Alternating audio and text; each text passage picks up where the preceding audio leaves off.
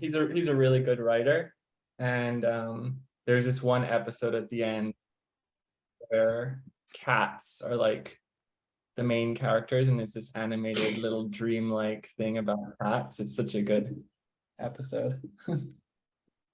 What's Sandman on? Is that on Netflix or one of those things? Or no? All right, I have to watch it. I like dreams. Yeah, it's really cool. The main protagonist is an eternal named dream, and he's like the Lord of Dreams. So interesting. Cool. Back to the like when Pluto moves into Aquarius, I feel like what do you guys think we should expect? Like, I feel like that's gonna have like a really big feel, like when Pluto switches signs. Is there any like is there anything that you guys like feel might be coming up? Yeah, I mean, think about what would have happened in. I mean, just like people, it's just starting to get warm again. Like not even it's the end of like the cold season, where people are gonna lose all their money. I mean, like I'm not trying to be like hyperbolic, but like unless I mean I think like the war is just gonna probably just end, right when it gets cold, right when Europe needs heat, really needs heat. It's just gonna end somehow, just somehow, right? It's just gonna end, and then they'll figure out some deal through. But if that doesn't happen, it's gonna be just completely fucked, which I think it already is gonna be. Like food shortages, migration. I don't know. I've been avoiding like the political economic stuff for like months, but I heard all I needed to hear a few months ago. I was like, that's not good. But I think people will be at a point where they're just so tired of the bullshit. They're tired on a societal level, like cancellation bullshit. They're tired of just being treated like they're fucking dumbasses. Kids, teenagers, grown-ups. Like more and more people are just going to be more and more fed up. And I think that I just expect new inventions, like kind of like, how Bitcoin was something that you could never have expected, like inventions like that we can't even think of, that are going to make it more advantageous and give us more freedom. Physical money will be definitely out, I reckon, as well. It's coming out in the Western countries anyway, real fast. Maybe not so much the others, but like COVID? Physical money. Money, oh yeah, physical money. I think the rich will get richer, the poor will get poorer. Like it'll be, but at like a level that we've never seen. Like it's going to be insane, So, Jesse, more AI. Yeah, but is it still going to be squaring it's going to be squaring Uranus in Taurus at all, or no? Is it too early at that point? Because that's what's causing a lot of like the food stuff and climate change progressing faster. Saturn will be in Aries for good the same time Pluto enters Aquarius next March. Next March is like a huge time. It's like kind of a preamble. But so March 2023 it goes. Yeah, that's the time. My birthday. So yeah, we'll see. Besides that, what do we want to talk about? Who has a cool idea? Something a little bit more bright. Like I don't know. What's a topic? I mean, fuck topics, but like anything. I need someone to really carry things today. I'm not in my Leo self. I'm very much in my Pisces self today. Just being honest. I'm tired as well, Jesse. So I was actually going to say I can carry, honestly. I can figure it out. But Trey, you're talking about dreams. Yeah, I was going to bring that up. Yeah, even they're talking about dreams before you. Everyone was talking about dreams before you joined, Trey. Cool. But that's kind of like it's a topic that's kind of like, I don't know. I feel like some people can relate, but then there's people like me who like when dreams come up, I'm like, I'm happy for you guys. I'm like, I remember like one a month, cool, But it is interesting. But I don't know. It'd be cool. Jesse, don't lie. What's up? I used to tell you about my dreams, and you'd be like, Trey, stop telling me about your dreams. They're too cool for me to hear. I'm jealous.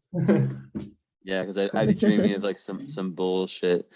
I can listen to it though. I'm down. But like, I don't know. It'd be cool to like tie dreams to like reality, in that kind of way. Like Yeah. Well, not like not talking be about like too. Yeah, I'm not talking individual about like dreams. Like, what is it? future. Like, sorry, what? You said what is? I said the future. Like trying to, yeah, just like kind of prophetic dreams. I don't know. Whatever. I don't really give a shit. Any kind of dreams. I So think what do you that- guys think?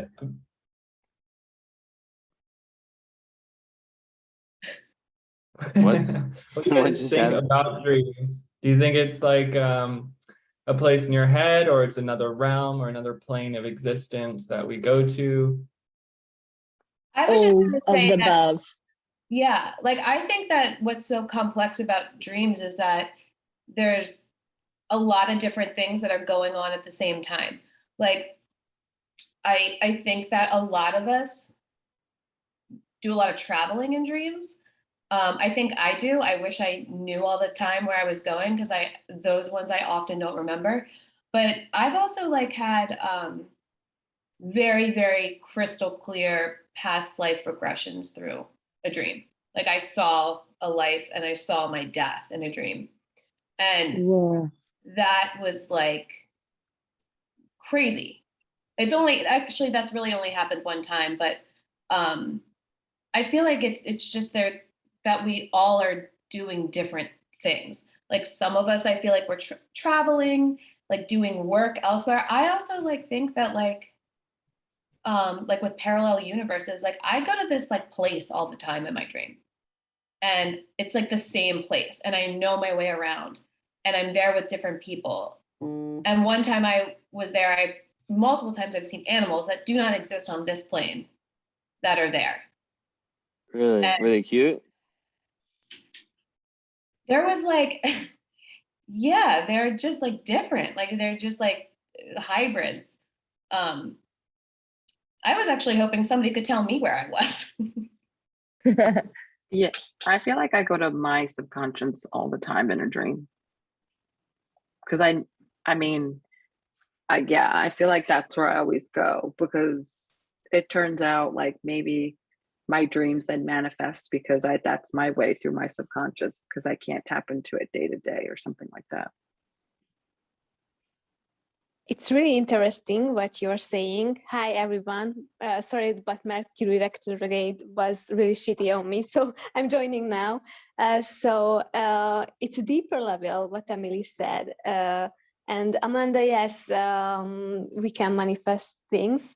But what is interesting for me, that if I dream with, if I had an argument and after I dream with the people, who was in the argument, I often get solutions. Like I had a little argument with my cousins, and my dead grandma gave me an advice yesterday in my dream, and it was really, it really live, like talking to her, and I was like, okay, yes, grandma.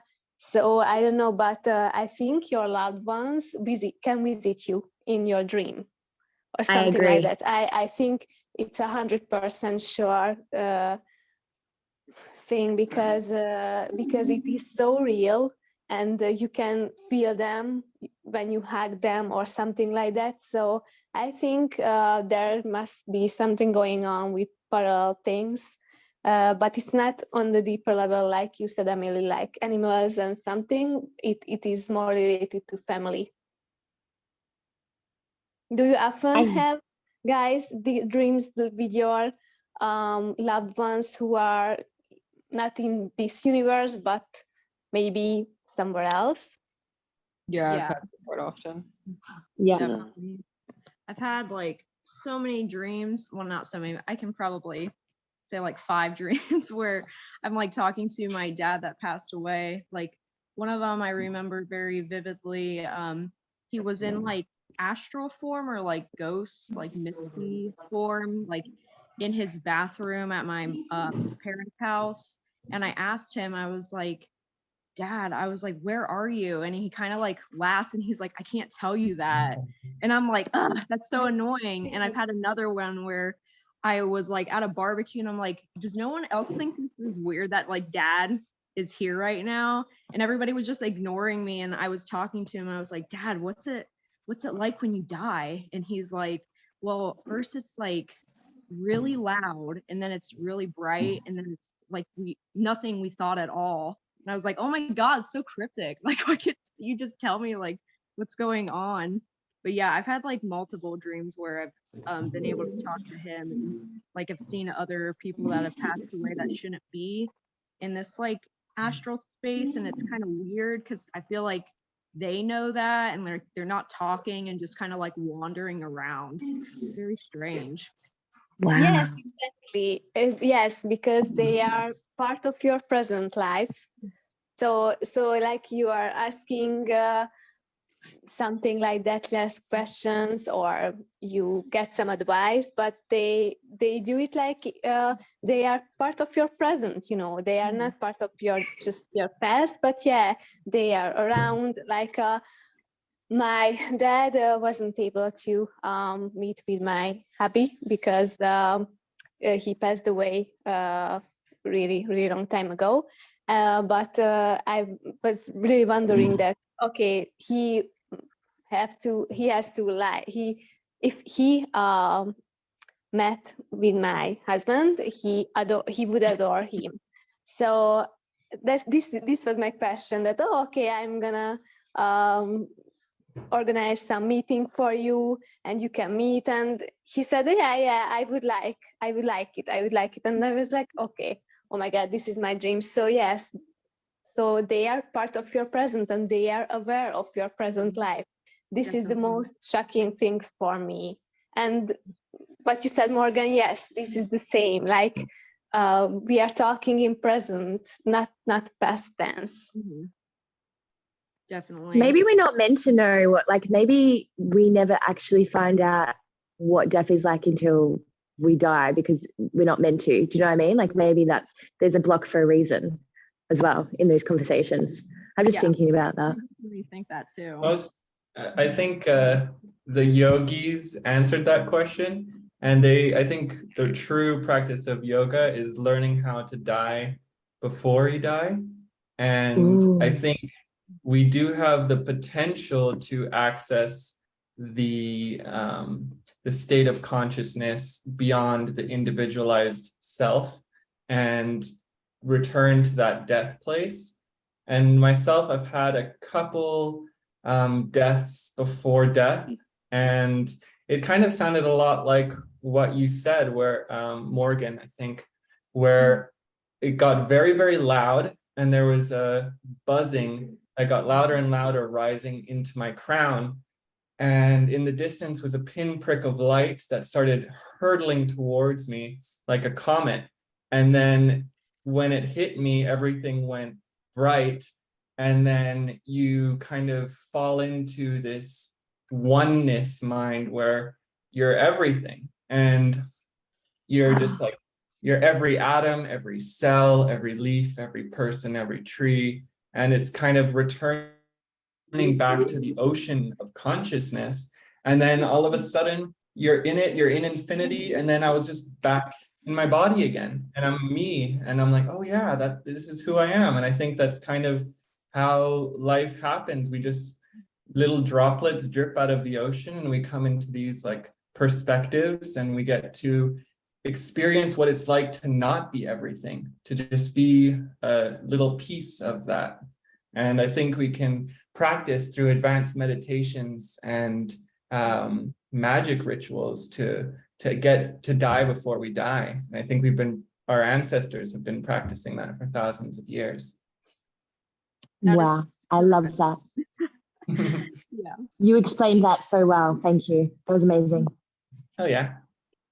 And I kind of want to piggyback off that because I've done yoga nidra and meditative yoga for quite a long time. And it's very weird. I don't necessarily, and maybe this is just me, I don't really feel the slip into that consciousness. Like I don't become aware of it until I'm back in my body. And I was like, oh shit, I was just connected to everything. Like, but when you're in it, you're just in it. That makes sense? Yeah, exactly. Yeah, because I love yoga, but I had a Totally. similar thing with an almost car crash. So we were speeding at the high speed, and there was a almost car crash accident, and I just saw white lights. Like, okay, our lives is ending, and I saw just white lights. And is it possible? Because yeah, we were really close to death. I mean, and I was like, okay, we are not leaving behind a child or something, but it was crazy, you know. It was just white lights, and the pure, easy consciousness thing that I feeling that I felt. So it was really wow. It was like I'm a bird and everything is white and so easy. So it was like, okay, oh my God, this can be feel like when I'm dying, that is so easy and so pure. So yeah. Yeah, it's definitely like once you're there, there's no issues. And it's like so sometimes when I get caught in like the craziness of this world, I try to just remind myself like there's a reason you're alive and in a perspective where you're feeling really overwhelmed or crazy, like in a certain, you know, like down feeling, because when you're there, when you're dead, there is none of that. You're just, you understand everything. You got that pure calmness, that serenity, that tranquility. And it's only when you're really in this limited perspective that you get to feel that struggle truly, because when you're in that cosmic mind, you feel struggle, but everything's in balance. So you know that it's all is meant to be what it is. And so, yeah, I totally know what you're feeling on that. It's like something to look forward to at the end of the road. But and to just be like, okay, how can I find some sort of understanding and acknowledgement with the emotions that I wouldn't be able to feel in that blissful death state.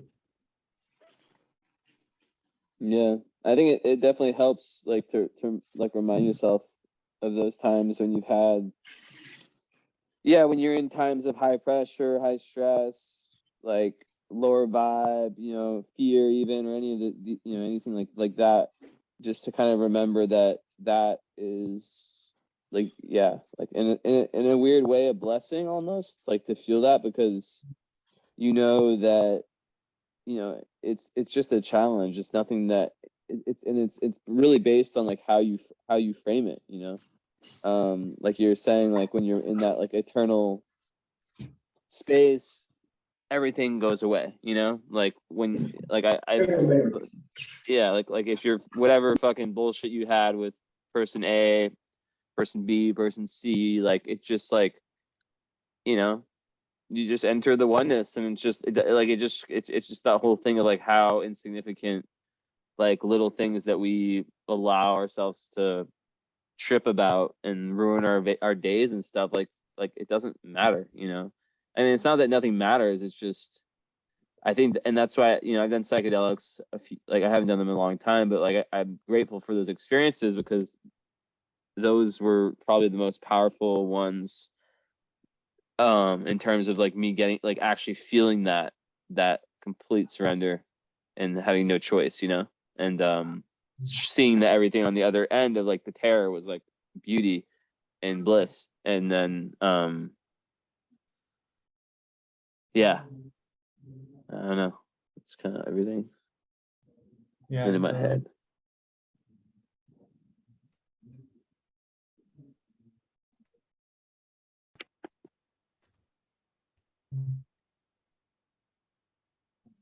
I have a question, but it's kind of like would backtrack us a little bit back to dreams. But I am curious if anyone has ever had, what is it called? It's a sleep. They call it sleep paralysis, but it's like everyone sees the same thing. I had it happen to me one time where I woke up in the middle of the night, but I was like frozen and I couldn't move.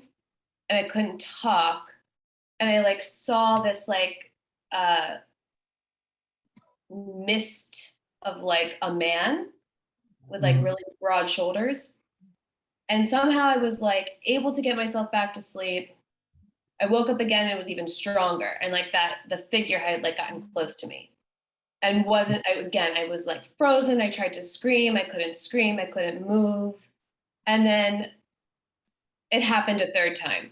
And by that time, like the figure had like moved and was like basically on top of me. And I could see like my face, like getting pushed into the sheets. Like I was physically being pushed. And I know that there's a scientific explanation for it, but I don't really buy it. I kind of like feel like it's this place where we are, when that happens, that we like tap into like a different realm that we're not necessarily supposed to be. Has anyone had this happen? Yeah. Yes. Your thoughts? Who's had it happen? Yes. A lot. Yes. I had, there is something that you can control. There is some feeling that, yes, and it is really disturbing because you want to wake up and you try to wake up your body, like wake up your mind, that I'm conscious. I can't. And then I fall asleep. Yes. And what is your tips? Why this is happening with us? So for me, when I first started learning about astral projection, I learned about a method to go into astral projection where you put your body to sleep, but you keep your mind awake. And this is the mind awake, body asleep method.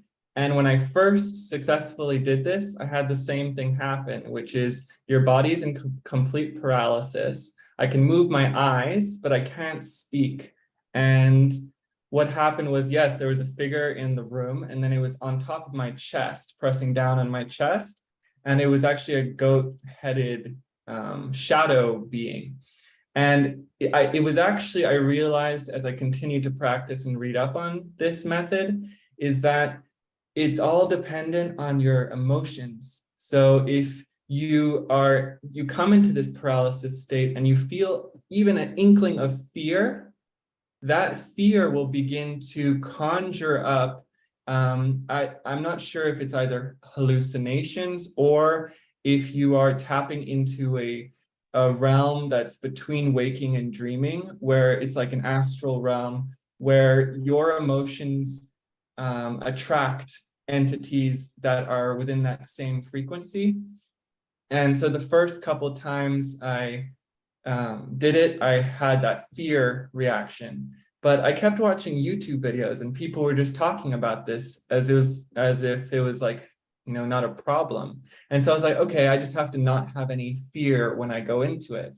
And when I went into it for like the third or fourth time, I had no fear. I was like, just embodying like a kind of bravery and courage.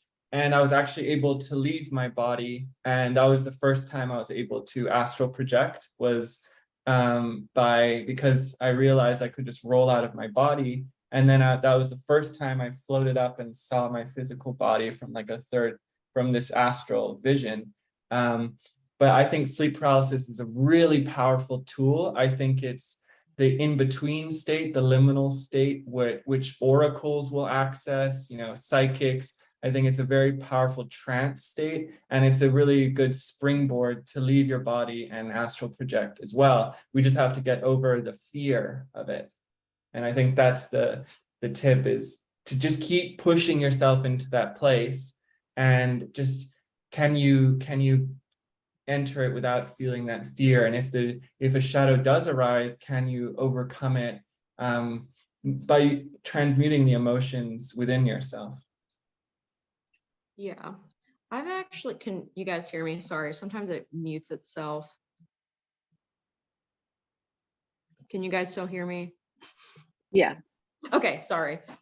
I'm using my phone, so it doesn't always work properly. Okay, so I've actually had multiple shadow people encounters. It was actually right after I saw my first UFO, which I've looked up other people that have had that same experience, like having one paranormal thing happen to them and then it like kind of leaks into other things. But the first time I had it happen, I saw this thing like crawling on my ceiling, and then it was like instantly like standing next to me, and it like bent down like really weird, just like was up and then just was like at a 90-degree angle and like whispered in my ear, "Don't be afraid," which I'm like, oh yeah, like that's not creepy. So, and then all of a sudden it was sitting on top of me, and it was some like really attractive like man. And then he like made me like touch my body like really weird, but I couldn't move. He was like moving my hands for me. And then he was like, "You can't tell anybody about this." And after that, I had about like maybe 4 other ones that had happened. Like one was something crawled into bed with me and like put its hand over my mouth, and then like stuck its like claws in my back, and I woke up and I had scratch marks like on me. So it was like manifesting like in this reality. I had another one where it was like tugging on my feet, and I turned over and it was like this misty form like on my ceiling, which is weird because I'm not always paralyzed when these things are happening, but like I'm awake, and it was always in my room at home. So, and it was like only 1 or 2 happened at night, but most of them were when I was taking a nap, like in the afternoon. And then the other one, this one was like really weird. It was like this misty form standing next to me, and I could actually talk, and I was like, "Oh, great, like you again, like just hurry up and like get this over with. Like I'm so sick of your shit." And then it like put its like misty hand like over my mouth, and then I couldn't talk anymore. I could just like mumble kind of. And then like the mist like went over top of me and just like sunk through me. And then I was able to like move and like wake up again.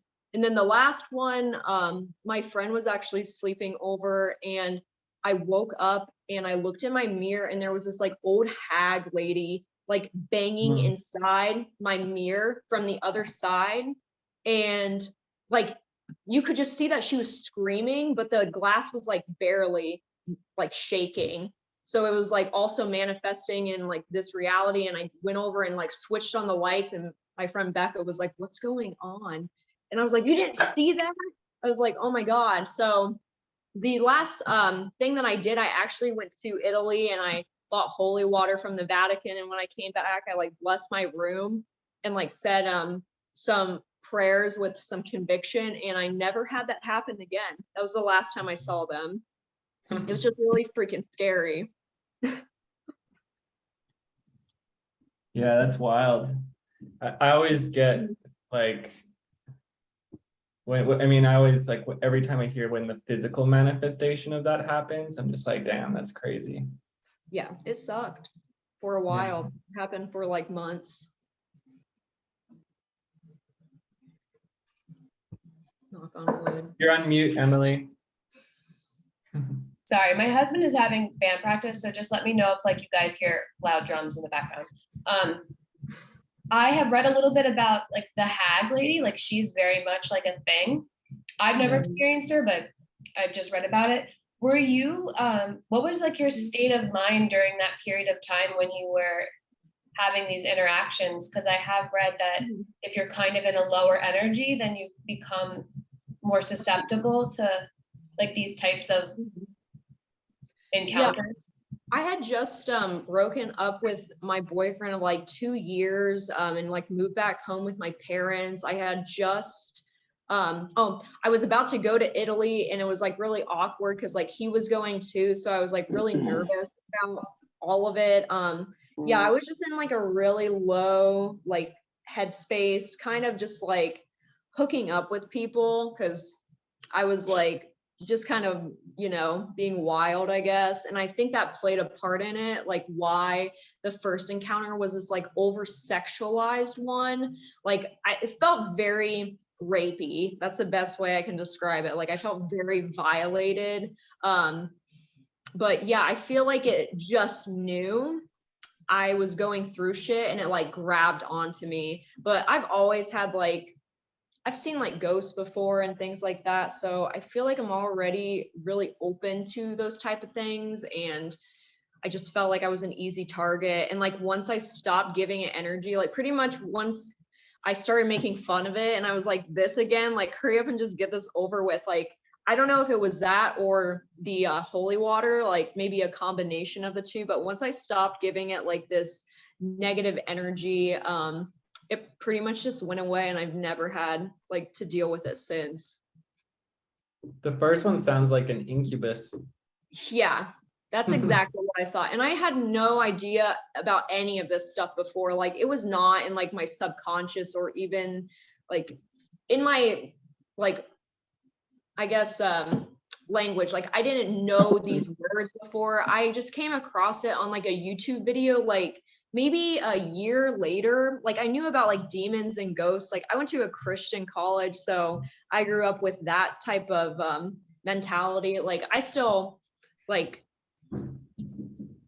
not practice that religion, but I like theosophy in general, just like all religions. So I think it's just you have to deal with it, whatever kind of like religion it's based on. Like I feel like maybe that's a way to like take care of them, if that makes sense. Like maybe like a Wendigo, since that's more of like a Native American folklore creature, like you do Native American practices to take care of it. Like with demons, you focus on like Catholicism. Like I don't know if that's even a thing, but like I just feel like that could be something. So maybe the holy water like helped, at least at the time. Like I had conviction, and I think that's the most important thing. You just have to like believe what you're saying, and really just try to get rid of them, because they are not, like I've seen or heard other people say like, oh, they're like good and they can like help you, and I'm just like, I just have not had that type of experience. Like I've had good ghosts around, and I've like talked to people in my dreams that have passed away, but like these were not, they were like incubus, succubus, like energy, like vampires.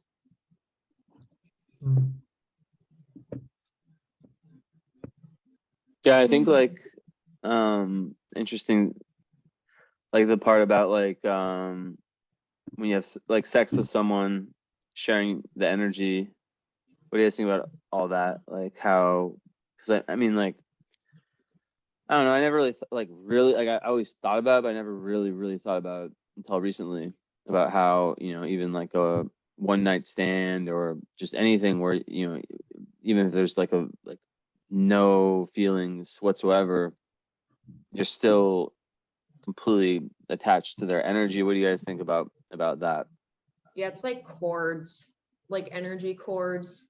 And I know other like cultures, specifically, I think the Hawaiian culture, or Pacific Islanders, they have this belief that, or people can actually see them, where it's connected to like one large thing, like specifically a tree that's close by, and then everything else is like attached to them, and they're all attached to different people that they come in contact with. Like I think sex is such a big deal now. Like I wish I knew like back then what I do. I don't think I would have given up my energy freely. Like, I mean, that's why there's sex magic. Like there's a lot of energy that goes into it. Like even the like Buddhists and Hindus believe in what is it called? Tantric like practice. So I'm like, yeah, there's a lot that goes into it. What about like, yeah, because like in Western culture, you know, the whole thing with like polyamorous relationships and stuff, and sexual freedom, and like how does that all connect? Like if you're someone, for example, who like, let's say, you know, I don't know, like you just like being like you know, in America, for example, like rappers or, you know, celebrities or whatever, like people who just like, you know, have sex with lots of girls. Like, are they really fucking themselves? I feel like it's like attaching to so many. Go ahead.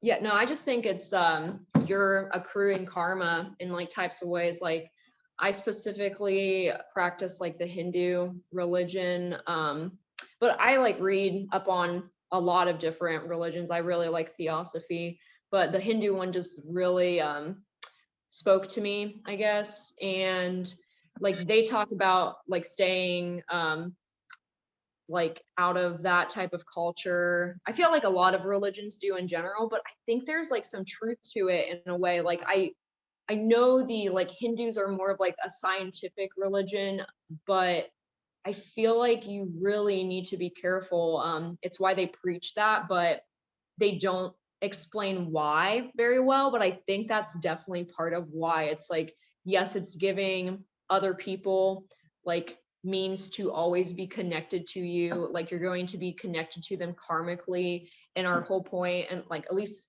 in my belief, is like to be able to surrender to like something bigger than yourself, something more divine in this lifetime, and just try to like, I guess, be better in the next lifetime. Just try to like level up, like in the most simplest like terms, I guess. But I don't know. That's just me. I feel like everybody has like a different outlook on like religion. So, but that's just what I know. And I could change, like, this is not like a set in stone like belief. Yeah. I mean, I think also like it's like everyone has different like not just like love languages, but like, okay, even like in astrology, like, you know, you can like some people, like everyone has like a different relationship to sex, you know, like some people it's like that scorpionic, like two souls becoming one, like depth, you know. But then when you got Venus and Mars and Aquarius, you know, not I don't do this stuff, but like I don't know, I always feel like when or if you have like energies that are more kind of distant, I guess you could say, like I feel like I don't know, I've never like been affected by that, like personally. And like yeah, I haven't, like I don't know, like I'm not like, I think it depends on like if you're having sex with really dark fucked up people, that's gonna make a difference. But even in my hoe days, like I don't know, and maybe all the alcohol and drugs like kind of like push that away. I have no idea, but like I think it's just different. It's probably just different for everyone, you know. Well, I think that's just karma in general. Like you're here in this lifetime, you get different things in your astrological garden to grow at different times in your life. And I just think you're on your path and you're supposed to deal with this karma and you make your own in this lifetime. Like I'm definitely a believer of free will. But I feel like astrology is definitely just like, this is what you get. And like, you need to like kind of learn how to water and grow these certain like trees or planets or things like that in your chart this lifetime.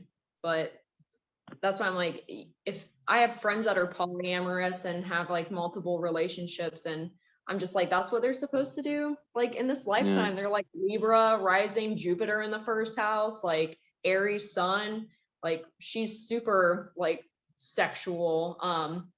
So I'm like, and that's just her karma this lifetime. That's why I'm like, I feel like I'm aware of it. And I'm a super, like, I used to be a super sexual person and like had a lot of relationships. I blame my Cancer moon in the 7th house for that. But I just like want some more. Like I'm not about like just hookups, but I want like relationships, and it just leads to that because I have like Venus and Taurus, so I want to feel good all the time. So yeah, I kind of am aware of that, and I just want to not be that way. But again, I think like religion helps me understand like what are kind of the basic things to do and what not to do in this lifetime, at least for me. Yeah. But I'm a Cap rising, so I like rules. Yeah, I don't know. Jesse, with that stuff, like when you bring up the rappers, like, are they projecting like some sort of like a feeling of theirs onto the others? Like maybe they're missing something and this is a way for them to outlet it. I don't know. Yeah, I think Morgan, they're everything you just said, like I agree with too. I think like, yeah, I think like, I don't know. It's like an ego thing. I mean, like, do you really need to have sex with that many people? Like, to me, Right. it's like, it's just like so much work, you know? Like, even if I was single, it's like, it's just like so much work to do that. I don't know. It's just, it kind of cracks me up, guys who spend so much of their energy, just trying to find the next girl and the next girl. And then it's like, what's the fucking point? Like, what are you actually like doing? Is it just like a competition to prove your masculine, your heterosexuality and your masculinity? Yeah, I think it's just like sense gratification Yeah. a lot of the times. That, and if they're and they have a low self-esteem, maybe they're projecting to say, oh, I have a lot. But then, like Morgan, to your point, like maybe they're projecting bad karma on the women that they're getting with, and you feel that. So Yeah. you have to be careful of that as well. So I think the best thing to do is just be aware and like conscious all the time, like what you're doing karmically. Like we obviously all believe like in astrology and like karmic astrology. So like we've seen it happen in real time, like karma.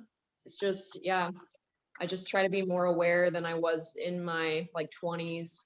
Like I feel like my 30s or this like Saturn return, like it's not done yet, but like having Saturn in Aquarius is really like rough sometimes. And this is it's definitely made me be aware of like everybody around me and not just myself.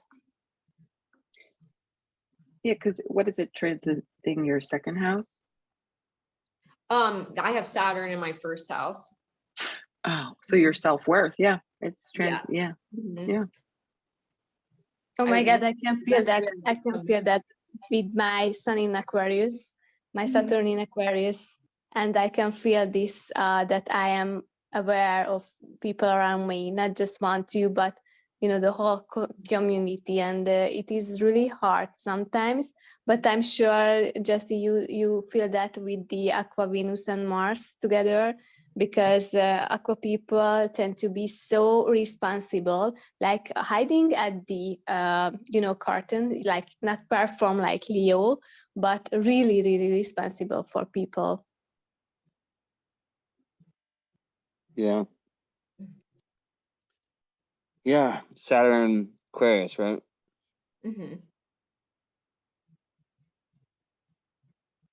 At 18 degrees. Super great. It's just interesting, like those two, because yeah, it used like in like Aquarius being ruled by Saturn in traditional astrology. It's just, to me, I've always been, it's just like it's such a interesting energy and sign. I feel like it's either like really just Capricornian or really like Uranian. I don't know. Like my grandpa was a double sun and moon in Aquarius. You would have thought he's the most Capricorn person to ever exist. It's just such it's one of those signs that people with a lot of Aquarius, like I just never understand them. I don't know. Maybe that's why I like them. Yeah. And I got an Aquarius mom and she makes no goddamn sense to me, but I'm way more capricious, like in every way. Like I'm so like, feel like my three are definitely just like Capricorn, Cancer, and Taurus, maybe a little bit of Scorpio. I have a lot of like scorpionic placements, but yeah, I definitely have all those energies like constantly around me, and it makes it really tough sometimes. Lots of fixed energy and structured energy. Yeah. Jesse, your cat is making us all soothed because the way that you're scratching, it's so calming. Like so cute. He's the baby. Well, we have two cats, and this two cats that look kind of similar. Maybe they're related and they're communicating. And I am not a cat person, and I could say everyone's cat pictures I've seen, they're very cute. So. Well, this is Esme who won my competition, so she's very proud. She Where's beat Felix? Felix is some. they're all sad because I did a big poll. Are you team #team Fedix, #team Mika, #team Esme, put a bunch of pictures, and a lot of people voted, and she had as many votes as exactly 50% in the literally, and it was like a lot of votes. So she had as many votes as the other two combined. I think they're pretty salty about it. Oh my God. That's just because she has the Pisces rising with Neptune on the ascent, Yeah. like right on the ascendant. It's like, come on. And she's just a little baby. Yeah, I really need to do my Pug's astrology because he literally cries every day. I've never seen a dog he'll just stand there and stare off into space and just sob next to his food bowl. He won't eat unless we're standing by him. So he's an exhibitionist kind of. Triple cancer. Oh my God, I know. That's why I'm there's just something wrong with him. He's such a good dog and we baby him so much, but man, it's Morgan, mine's the same way, but he's a Cancer sun, Pisces moon. I forgot his rising. Yeah, Or maybe he's a Virgo rising, and he just whines at everything. Yeah, Ow. he literally has tears coming out of his eyes, and I'm dude, get a grip. What's wrong with you? It's what a baby. I was he's got to be a Pisces moon. That's mine. Yeah, that just confirms it for me. If I can find out how, I mean, he's registered AKC. My mom bought him to breed other pugs, but he also doesn't know how to do that. He can't do his one job, so he's just not good at sex. It's so funny. He's a pug, so he gets out of breath really easily, obviously. He's not good at his one job. Yeah, he's not good. And then I also have a frog, a tree frog, which that was my crazy dream. You have a frog? Yeah, I have a dumpy tree frog. Where is it at? Is it walking around your apartment? No, no, she's sleeping. We have a habitat, big cage for her. I wish, that'd be awesome. But she sleeps just during the day, and at night she's just crawling everywhere on the glass. But last night my dream was I was some type of toad, and I was hopping around, and some ringleader, circus looking guy was telling me to come over to this elevator as I'm hopping as a toad. And he was talking to me in toad language, but he was literally just saying ribbity bibbity hippity hoppity. It was so freaking weird. But that's awesome. Yeah, and then I woke up and I was oh my God, I'm never going to forget this dream. That was so bizarre. Helki just got a new frog friend. Yeah. Nice. What kind is it? It's a little green frog, and it's basically, this morning when I woke up, it was in my sink. So that hole at the top of your sink for when it overflows. Yeah. And it's just sticking out, and it's only this big, so the frog is only this big. Yeah. And every time I go in there and I'm hey froggy, are you still there? And then he pops up out of the hole, and yeah, he's Is really he a little cool. tree frog? Pardon? Is he a tree frog? I think so. It's bright green. Bright green, but they don't have the orange. Oh yeah, yeah. Mine doesn't either. You guys have a cage? Spots. Are you guys gonna get a cage, or is he just gonna go? No, we have a pond, so we have other frogs out in the pond, but this one is bright green, and the ones in the pond are sort of camo green. Mm-hmm. And yeah, I bet it's a put him out before, and I don't know if it's the same one, but we put a little green frog out that was on the stairs, trying to jump up the stairs. Yeah, and then he wants to get in the house. He wants to be closer to you guys. Exactly. It's your karmic frog. And he doesn't respond to me when I go into that bathroom. He doesn't come out. But every time Helki walks in there, he's pokes his head out and yeah, he responds to my voice. It's the cutest thing. That's adorable. I'd say that's a karmic pet. Yeah. Yeah, he's so Gotta get that. Gotta get a kid, or familiar. Gotta keep her around. Is it a he? What's its name? I don't know. I haven't. I just call them Froggy. I Is it- feel like Super it could hard be to a sex gal. dreams. Really? It's like Yeah. really almost impossible to like sext a frog. Yeah, I wouldn't even know how to start, and especially because it's mostly Yeah, I was gonna ask. her head that I see is.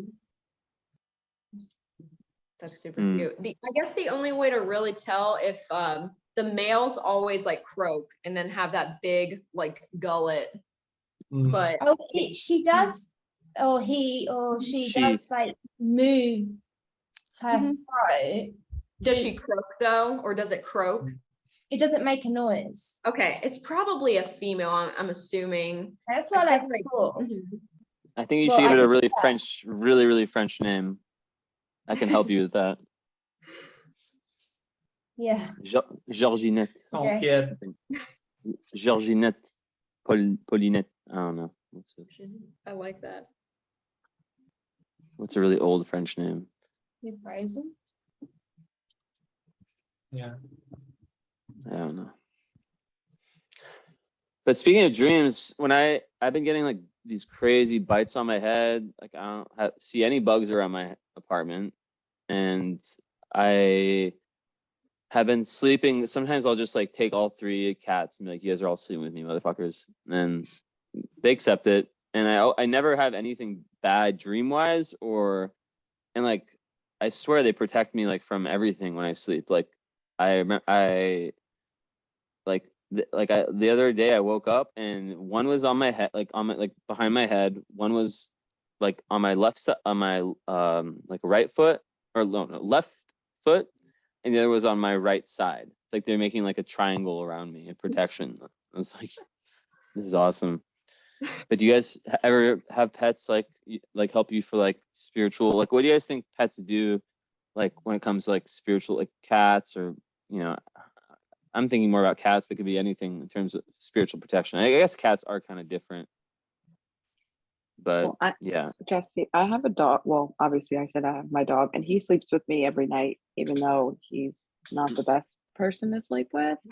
But he sleeps with my husband and I, and then when my husband goes, because he works 2 24-hour shifts, and when I'm by myself, I feel way more protected spiritually and emotionally, just because when you're by yourself, it's rough. And then so I've seen a change in that.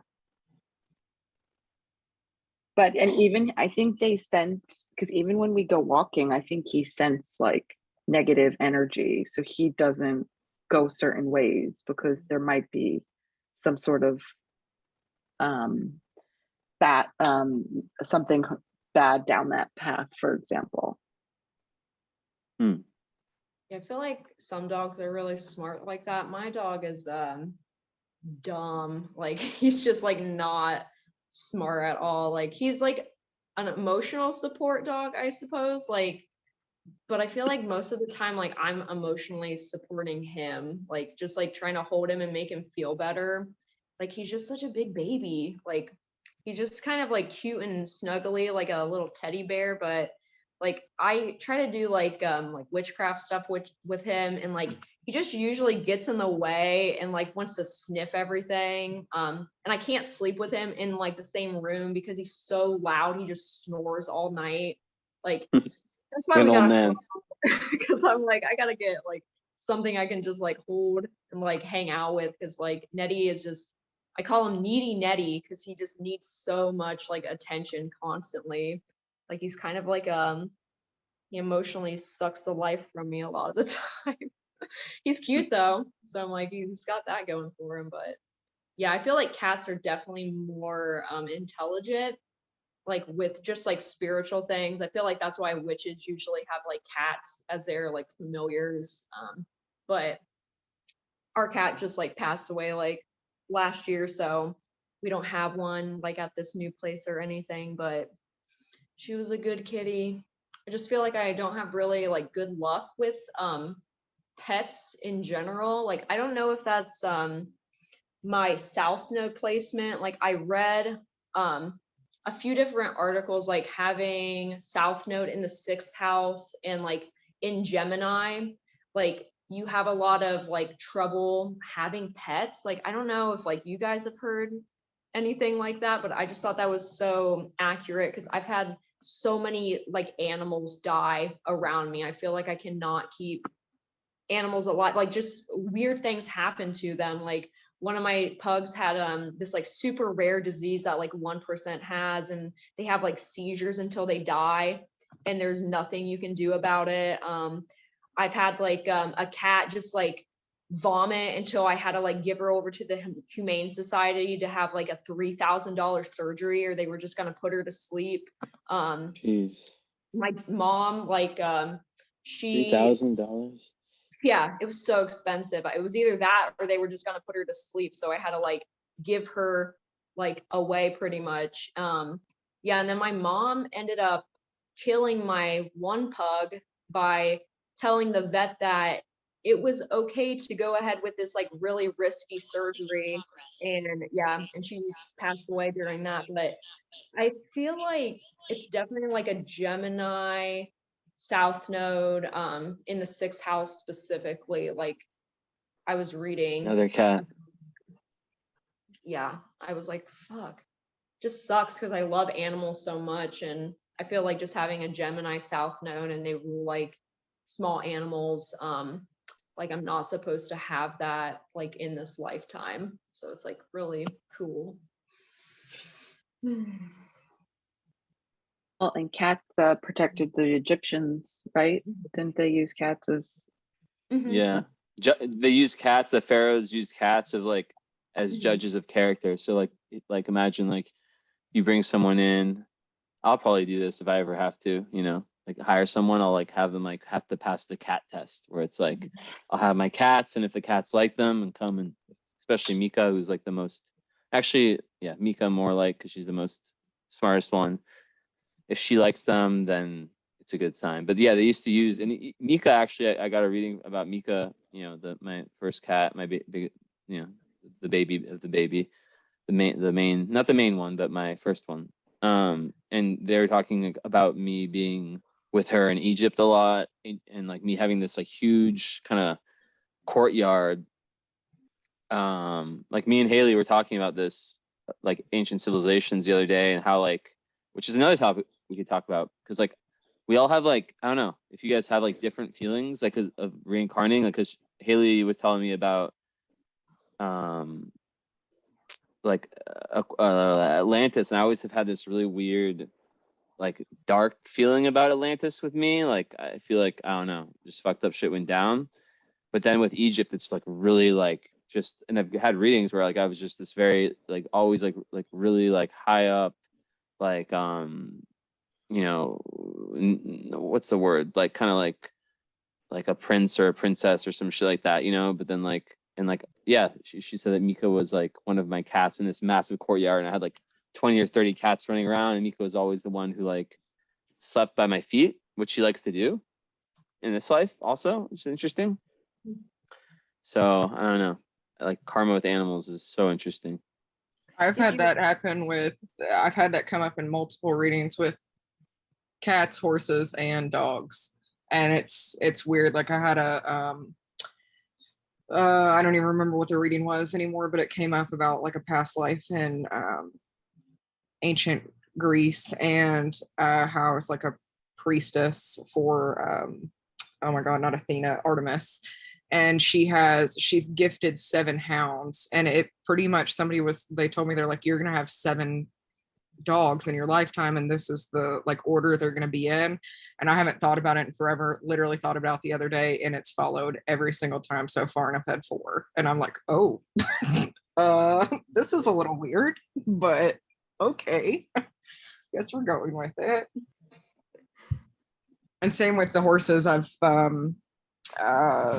had ones that were like, this is it, your war horse from like this time period, and they came back in this lifetime for this reason, which is very interesting to me. But all the cats, anytime I've ever had friends for cats, and for myself, they've all come back for protection, from what I've heard and what I've experienced myself. So very interesting, because I don't get that necessarily from the dogs, and I don't have small dogs, but of course, the one that's a Capricorn is the one that's like, well, we just call her the police, but really it's the fun police.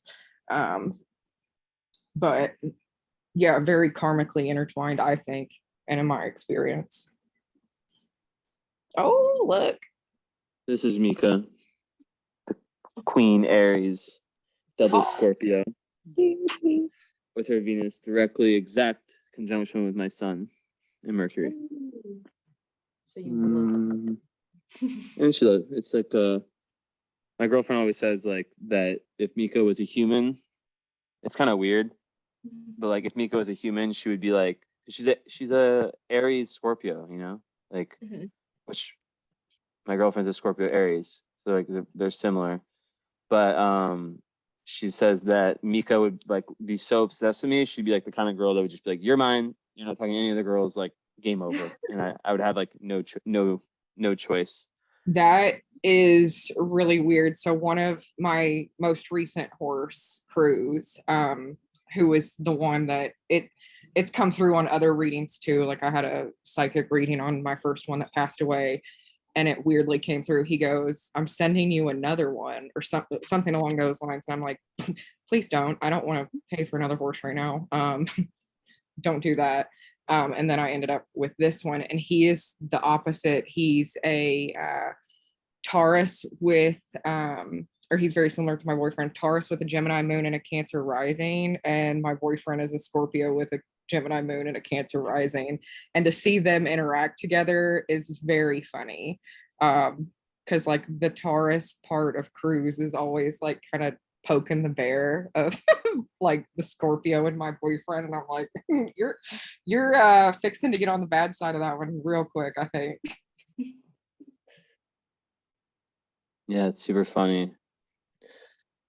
It's hard to find the birth times, but I'm happy I have a good psychic who has been able to give me them, and they've all proven to be extremely accurate. And I was saying, I think, I don't know who I say things to. I think it was probably either Haley or Patsy. I don't know. About like, yeah, just how animals fuck. Like, well, I totally just like look. My cat's just went crazy and totally just lost my train of thought. Something, yeah, just like how the the animals are there at different times, different purposes. But like you can never guess the karma, like like what if like your cat was your lover in a last lifetime, you don't fucking know. They're just like, I want to be a cat. Maybe a cat is higher than a human. I don't know. Maybe some cats are. They definitely were. I'm like their slave, like they enslaved me. All three of these guys. Here's the last one. The cat show.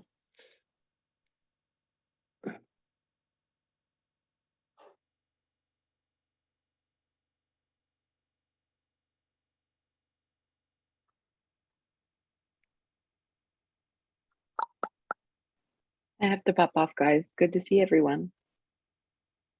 You too. Have a good one. Oh. About the you had mentioned Atlantis. I had I'm in this Facebook group. I can't even remember what it's called, but it's like all people who want to talk about reincarnation.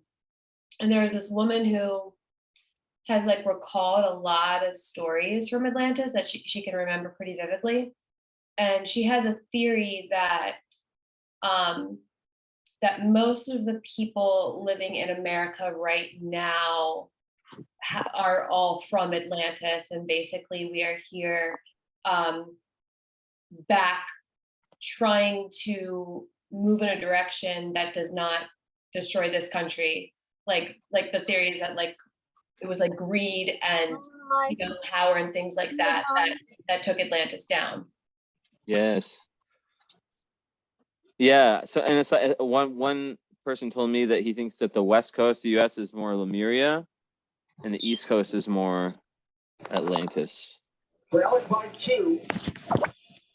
Interesting. Astrologer dude from Lake Shasta. We would have been able to run out the clock. Mute that. Someone say something interesting about Atlantis / Egypt / something cool. I heard that they went down because they were fucking dinosaurs. Sounds like yeah. Excuse me, what? So I listened to this like really, really good podcast called Mysterious Universe. It's two like Australian guys, but they do a lot of not like I would say research, but it's just like reading books about people's like past life regressions on Atlantis, and there's always some really raunchy dinosaur stuff going on, like in multiple books, which I thought was very interesting.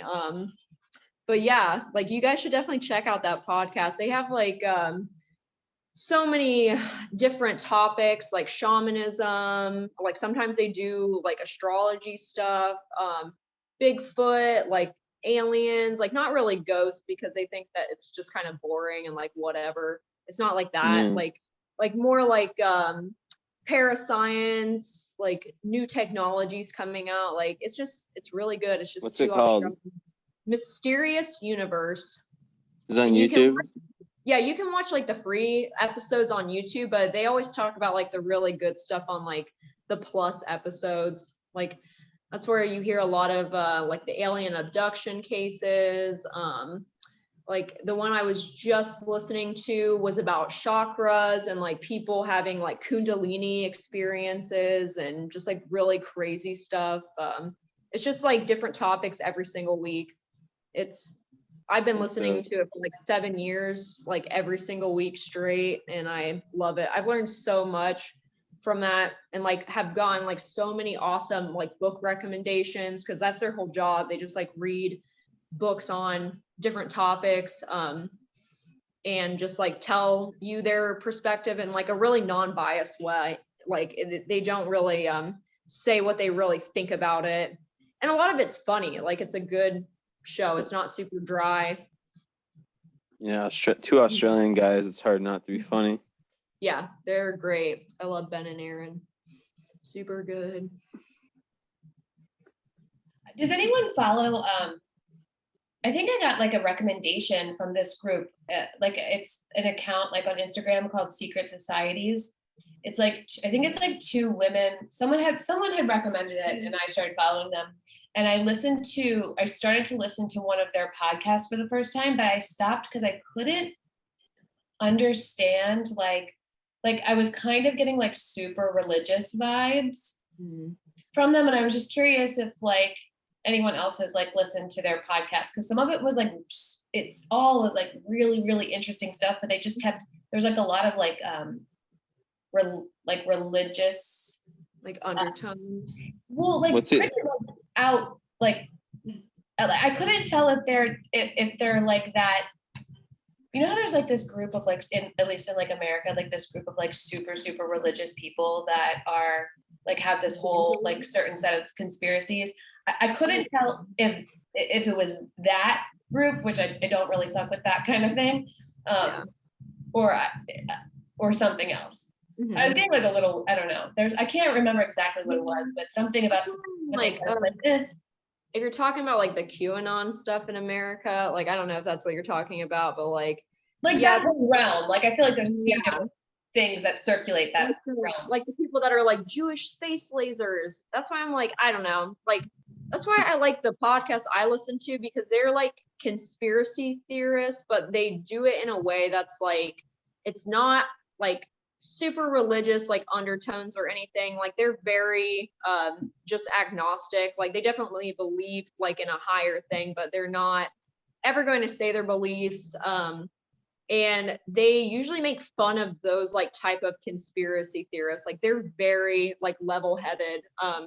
That's why I'm like, the one guy, he's like he has a major in like Chinese medicine, and the other one is like a person that used to do like crime scene, like biological testing. So he's got like a chemistry background and everything. So they're very like highly educated, and they do not really put their 2 cents in and like make it really religious and like kind of weird. But they talk about secret societies too. That's why I'm like, I love that kind of stuff, like the Freemasons and everything. I think that stuff is so interesting. Or like they talk about like Helena Blavatsky, who was like a theosophist in like the 1800s, who pretty much got like Hitler interested in pretty much doing what he did. And like the dark gods, which is like one of the things that like Hitler was into, like talking to like demons and everything, which I don't know, like you guys might know about it, but like regular people do not even like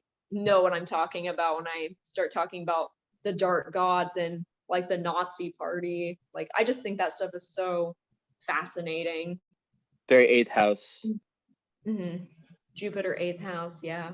It's I so fun. Neptune in the 8th house, so. Yeah, that's a good one. I just subbed to them on YouTube and Google Pods. Sweet. That's a good place to get started, but I would definitely recommend just like listening to their Plus extensions too, because they do a free or it's not free, they do a free episode, but then each week if you pay for Plus you get the episode at the end of the free episode. So it like is the follow-up, because they always give you like the juicy stuff and then they won't tell you the outcome until you subscribe, and it's so worth it. And then they give you like a whole extra like 2.5 hour one on like a really interesting topic. But it's only like $9 a month. It's not like that bad. I'm like totally plugging them right now, but I don't care. Like I think you're getting money out of this. I know you. I know. But like I wish, like, oh my god, I fucking love Ben and Aaron. Like I even have like Mysterious Universe like t-shirts. Like, but again, I've been listening for 7 years and I've never heard like a bad episode. Like they got me into like playing music for my plants, like The Secret Life of Plants and that kind of stuff. Like how talking to your house plants and just things like that like can help them grow better. Like just stuff is so interesting. It's like everything. It's not just like a Bigfoot podcast or like a ghost one or whatever. It's like everything, which I like just knowing a little bit of everything. So I think it's just really good. You guys should all listen to it. Yeah. And what's the Morgan discount code? I know, right? That's what I'm like, oh my god, I freaking should get one. I've been subscribed for so long, but they've had people like subscribe to them for like 15 years because they're like in their 40s now. And I think that they've been doing this podcast since like Ben was just out of college. Like he did, like he majored in, like I said, Eastern medicine, but also has a background in making like digital music, like techno stuff and things like that. Like you'll probably like their intros because Ben always picks those out and they're really like funky and weird, but I don't know, it's cool. Yeah, sounds dope. What's the cool, really interesting topic like that they've had that relates to like some crazy shit, like mysterious? Well, the ones that I like really like are like the shamanism ones. They had one where it was like shaman trials where this like African kid that was taken away by like colonizers, like maybe in the 80s or something, like not super long ago, maybe 90s. He got taken away and then he went back to the people like later on and then wanted to become like a shaman and like part of the tribe because it was like written in their like the skies or whatever, like pretty much just it was a prophecy that he would come back and he was supposed to like lead their group. And then they did all this like crazy stuff, like because I guess to be like a shaman you have to like push yourself to like the brink of death almost to like awaken these things inside of you, kind of like a ND, like a near death experience. And then you have like this like really like psychic abilities and like you can see into the astral world. So they made him like sit outside under a tree for like weeks and he got like eaten alive by like ants and like almost dead. And then he passed that trial and then he was like able to like start seeing things. And then they somehow opened a fucking portal, like this really crazy portal in the middle of the desert. And they like pushed the like initiates like through. And like one of them came back just as a pile of goo because he like fucked up and he died. And then the other one like jumped in, and then he like was like falling down through like all these colors and everything, and like all these entities were like trying to get him, and he had to like escape through it. And then like finally he came out and like he was initiated and was like a shaman in training at that point. Like there's more that I am like missing in that story, because the story was like an hour long and I'm like saying it in like 2 minutes, but it was crazy. Like that kind of stuff is wild to me, like just hearing about what like these shamanistic practices that they have to go through and like all these rites. I don't know, it's just really cool. Yeah, shamanism is intense. Mm-hmm. So I'm like, and I don't necessarily believe like everything that I hear on the show. But again, like if you listen to people and then one of their stories are true, like that's pretty like crazy. Like it only takes one person to be like truthful and you're like, holy shit, like that stuff exists.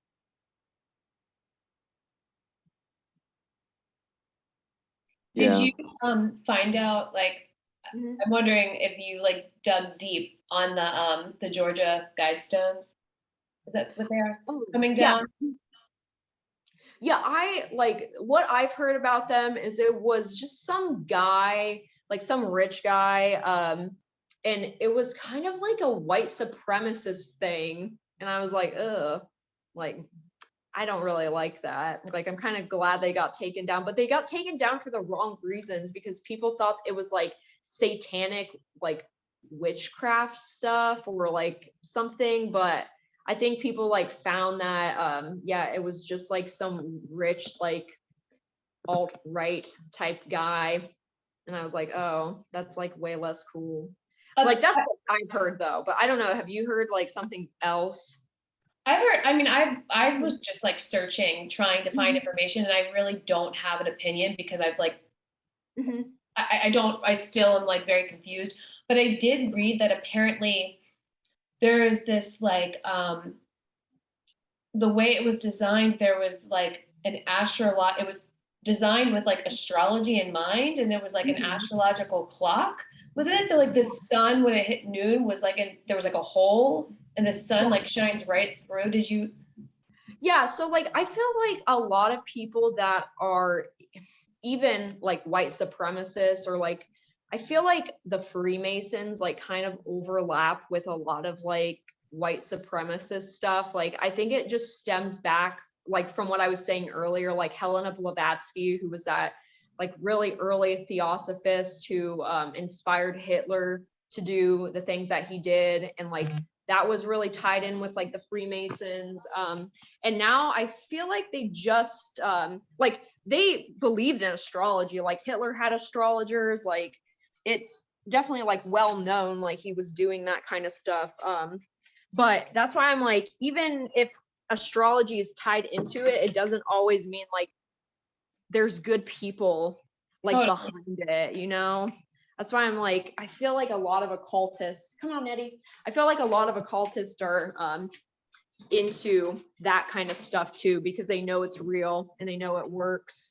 So I'm like, oh, I don't know. I think it gets kind of dicey because I heard it's just not like good things, which makes me believe like, yeah, it's probably not, especially in Georgia. Like I'm like, oh, Yeah, it's not the best place, like honestly.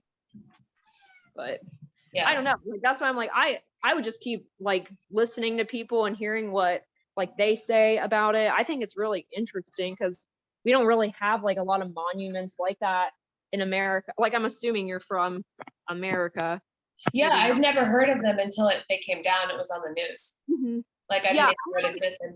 Yeah, I heard like about them like maybe a few months before they actually got taken down, and I was like, oh, well, that didn't last very long, but apparently they've been around for a while, and then I just haven't really known about them until like this year. But I'm like, oh well, someone can build them again. Like it was obviously someone that built them. It's just kind of weird like how it got there, like No so one quick. knows. Yeah, that's why I was like, I feel like it's just like some rich dude like that has a lot of money to spare, and he wants to be like some like weird like cryptic type guy. Like I don't know, like it just seems like really odd. I just feel like Georgia would definitely be the type of people to like do that kind of stuff too, just like make it really shitty. It's like, why couldn't you do something cooler and not like white supremacist stuff? I don't know. That's just me. I feel like everybody agrees with that in this group though. Like I don't think anybody's alt-right like here. I am secretly. Oh yeah. You're all right, but not alt-right. Yeah, I'm all right. Wait, Yeah, are you you're in the all- room? Are you in the room with your Black Knight? That crazy Oh. knight you have? No, I can go back upstairs, but like no, I'm not in the room with it. Like I'm actually in like my huge basement right now. Oh shit. That Yeah, it's I like want. super I really. though. I want that. I want exactly that knight. It's so fucking cool. Thank you. It took a long time to build, but like I told You you, built I it? used to be I Oh, used yeah, to be a that's right. cosplayer, so like I build Yeah. like I actually have, well, I guess I have other knights down here. Like I have other cosplays just in the corner. This one doesn't have her helmet on, but you can see like her whole like bodysuit like all the way down. And then I have, well, this guy's like standing up against the wall, but it's like a samurai suit Whoa. like in the corner. Like he's not facing the right direction, but whatever. And then I have this like Snow White dress that I made like over in the corner. And then I have the Little Mermaid like in this corner. Damn. Just, yeah. Morgan, That's why I have nowhere to put like anything, so they're just like hanging out down here. I mean, I have like way more costumes, but they're just like put in tote boxes like in my like storage area. It's dope. So cool. Thanks, guys. It's kind of creepy sometimes too, having a lot of When you have mannequins people over. like there. Yeah. They're like, what the? Yeah. No, all my friends know I'm like weird, so I don't think they expect like anything less. But oh, you got a cute kitty too. Everybody's got some cute cats. Like I feel so left out. Nettie, come here. Come show everybody how cute you are. Come here. Thanks. He's so depressed, like just standing over like in the corner. I'm telling you, he's like, the most depressed dog I've ever seen in my life. Okay, Nettie, come here. This guy is a Scorpio. Scorpio Leo. Yeah, he's You cannot tell. Always cleaning himself. look, Nettie, it's a kitty. Oh, hi. Oh my god, he looks so. He's such a quadruple Cancer. So Yeah, emo. he's I've never seen a dog that emo. Is he cry? He's crying already. He probably is. Nettie, are you sad? He's cute. He's sweet. You can tell his eyes. Did you? I know. What age did you get him? Did he have like any trauma before you adopted him? Yeah, like he actually we had the other dog that my mom killed, like I was telling you earlier, like at the same time. Killed? So he was like, Oh yeah, shit. yeah, 'cause, like she okayed the surgery, so they put her to sleep and she just didn't wake up from it, and I would have never okayed it. And then she told me like a year later, because like me and my mom stopped talking for like almost a year after she did that, because she wouldn't apologize. And then a year later she said that she was sorry, it was her fault that Bonnie died because she didn't care if she died. And I was like, really cool. She's the Aquarius one, right? Yeah. Yeah, she's an Aquarius, Sun, Sag, Moon, Virgo rising. She's very Virgo-y. She's got her sun in her 6th house. She's like Oh shit. And Aquarius. perfectionist. Yeah, she's a weird freak perfectionist. It's like No water in her so chart. weird. She just Huh? doesn't go. No water in the chart, so she just doesn't give a fuck. She doesn't have like any water. She's got Venus and Capricorn. Like she's very like dry. Yeah, not a fun person to be around really. Lots of air things, and earth signs and some fire, but like I don't think she has any water placements really. And she's so detached. Like she always calls me a crybaby, like to get over things. Great Like, mothering. yeah, I know, right? That's why I'm like, it's really great. I have Chiron in my what house? 7th house. So, and so does she. So I think there's some like karmic relationship things that I have to get over. But I also have like my North Node in Capricorn, South Node in Cancer. So I think there's definitely some like detachment that I need from my mom too, like trying to like let her go and not have to like be around her. It's just really hard because I'm a Cancer moon, so I'm like I really want that, and she won't even like, I don't even think she's ever like said I love you. Like she's so helpful like with material things, and like she's an accountant, so she's like helpful with like money stuff, but like emotional intelligence, she's just never had it. Like she doesn't understand like things. Like it's just weird. And I'm such a emotional person. Like she just doesn't get it. Doesn't get me. And she's an Aquarius, so she's like extra weird about everything. It's hard to pin her down. That's why I have Nettie. He's all the crybaby I need. He's just so like sad all the time. It's pretty dope though. Yeah, he's cute. He's a good boy. He's the most emo dog. I know. He's just always like whatever. But he always wants to be around everybody. He's very, you know, like he's really cute. Thingy. I like his eyes. They're huge. Maybe he's just on drugs all the time. Yeah. He's breathing in all the fumes in the basement. He's always been like that. All right, Nettie, go cry somewhere else. Go lay down and cry. Like, I'm not kidding. Yeah, he's got some emotions. Yeah, and I can tell when he gets sad too. It's really funny because like pugs have a curly tail, but when he gets sad, like it'll just like start like slowly falling, and then it just is like straight down. I'm like, dude, like what's wrong? Like it's just so depressing. It's like he's so spoiled too. He's got like all the toys. Like I hold him all the time, and it's like not good enough. Yeah, I need to get that chart because I gotta know like what will help him. I just feel like nothing works. Ugh. Yeah. But yeah, you should maybe start doing that, like what you said the other day, like giving readings to like people's animals. Oh no. I feel like the expectations will be like this. I'm like, your dog, your cat can you know, really like loves to run around. Yeah. I don't know.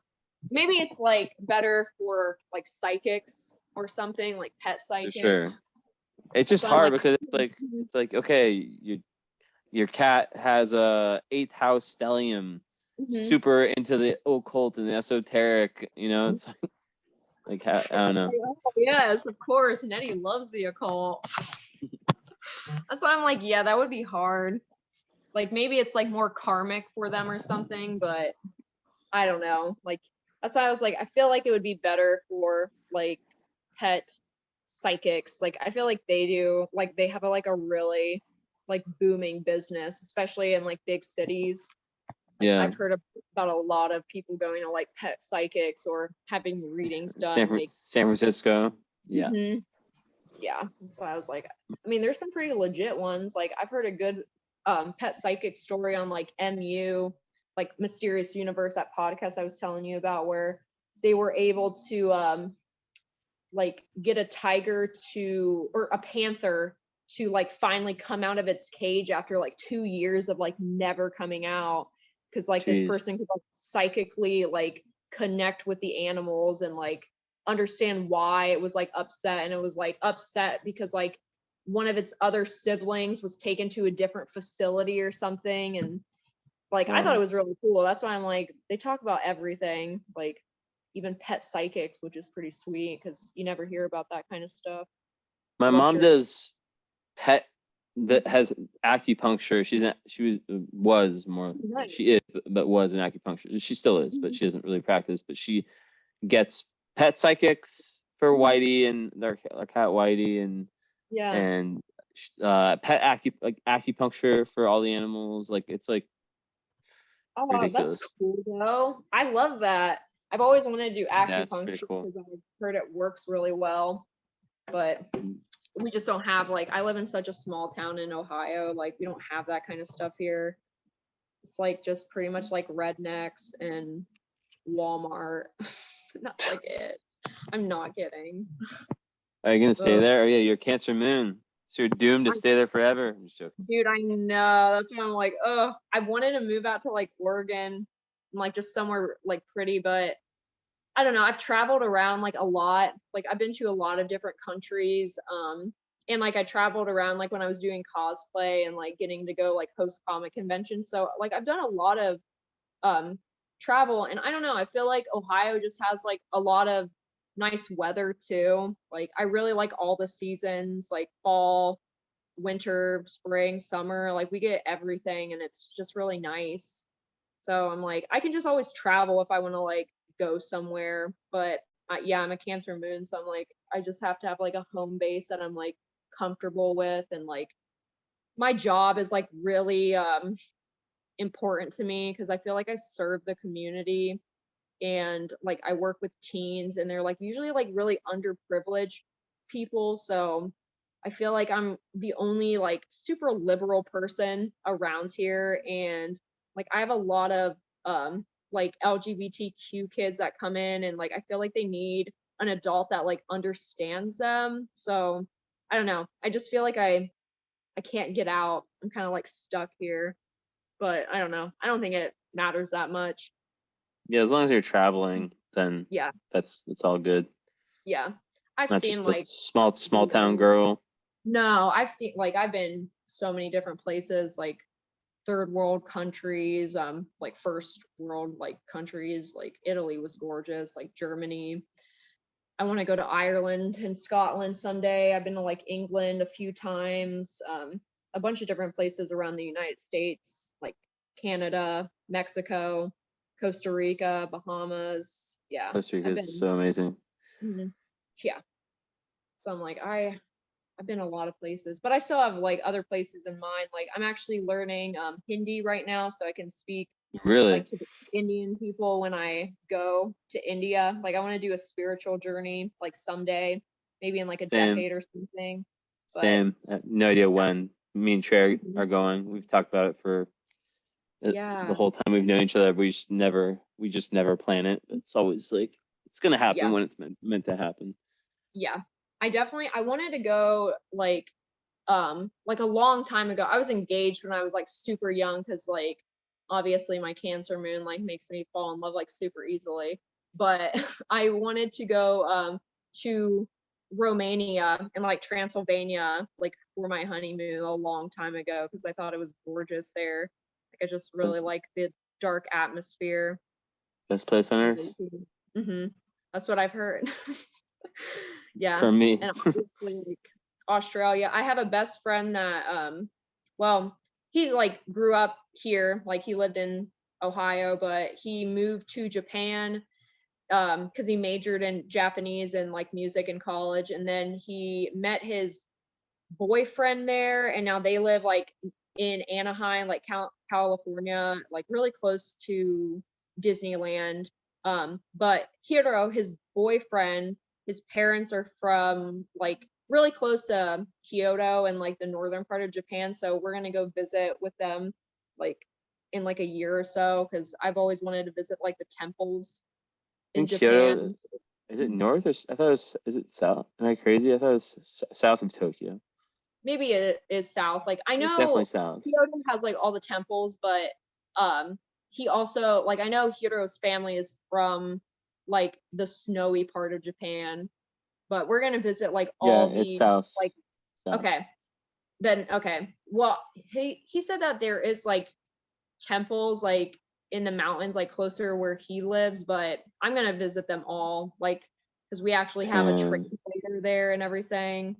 I just really want to go to like all the religious places. Like that just interests me like the most. Like I want to try the Japan's food there too, but the only place I've been to, even though it was only for one night, and it was just because like my flight got fucked up, but like I still got to leave the airport, and it was the one place I've ever been to out of 50 plus countries where I've been like, this doesn't even feel like Earth. Like this is like this like even like I didn't even get the full experience of like one night staying Yeah. a place close to the Tokyo airport. But like even that, I got to see some stuff, and I was like, Was it this just really isn't- weird? it was just like I wanted to stay there for like 2 months and do everything. It just was so cool. Like, Mhm. I don't know, everything about it just felt so different than anywhere else I'd ever been. Yeah. That's how I've Eric seen- made it sound too. He made it sound like a Ghibli film, if you've ever seen Studio Ghibli. So I'm Yeah. like, it's perfect. Just the way people Like, are, like even in buses, just like eating. I was like eating fish for breakfast. I don't know. I was all jet lagged and shit. But like, just the Yeah. food was just so good. Just hmm eating tons of fish for breakfast, and then I Yeah. just got really really drunk in the airport in the morning before my flight. I think I had like 5 bottles of sake and was just Oh, like man. pretty much blacked out on my flight to Indonesia, and I tried to sneak into like first class and like got in trouble, and this Japanese woman like hated me because That's I like awesome. she fell asleep and I like kind of like walked over her, like I was just so drunk to sneak to first class, and like the lying down seats, I've never had one of those before, Oh yeah. there's no one there, like fuck it, but they caught. Yeah. I stayed for a good hour, then they caught me as I was asleep. Oh man. Feel like Drunk. it's not being used. Like, who cares? Yeah, I tried that. It was not working. My Okay. negotiation skills were not at their highest. You didn't level that up yet. It's all right. Yeah, I was just too drunk. Okay. Maybe that was part of it too. They were like, get this drunk guy back to like coach. Yeah, pretty much in Yeah. Japanese. That's so great. Oh my god. Who else is in here still? My girlfriend fucking prying and seeing if I make any kind of mistake. Oh no. Okay. Or if it. Yeah, we got NC, Anna, Lidella, Laura, Haley, and Diana. Okay. Diana, are you you're in Norwich right now? Yeah. Yeah. How's the mood over there? The whole It's been queen shit. bad. Are you sad that the queen's dead? I was more sad when her husband passed. Just the thought of the love story ending. Hmm. I think with her, I just kind of expected after that. I wasn't as sad. She's just so old. Yeah. It's like, dang, you had like such a good privileged life. There's just not much to Yeah. be sad about, I guess. No, no. Yeah, it's like old lady dies of like at normal age of like Yeah. natural causes. More like old, like most wealthiest person alive dies. It's like, oh, okay, cool, good for you. But again, I'm an American, so what do I know? Just more of like, I can't feel that bad for like super wealthy people that's got like everything they wanted ever to do. So I'm like, that Yeah. lives like a whole like 100 years almost. Like that's crazy. Like no one lives that long unless you have like the best medical care and like food Yeah. and Or you're can't a lizard. breathe. Yeah, or a lizard person. Yeah.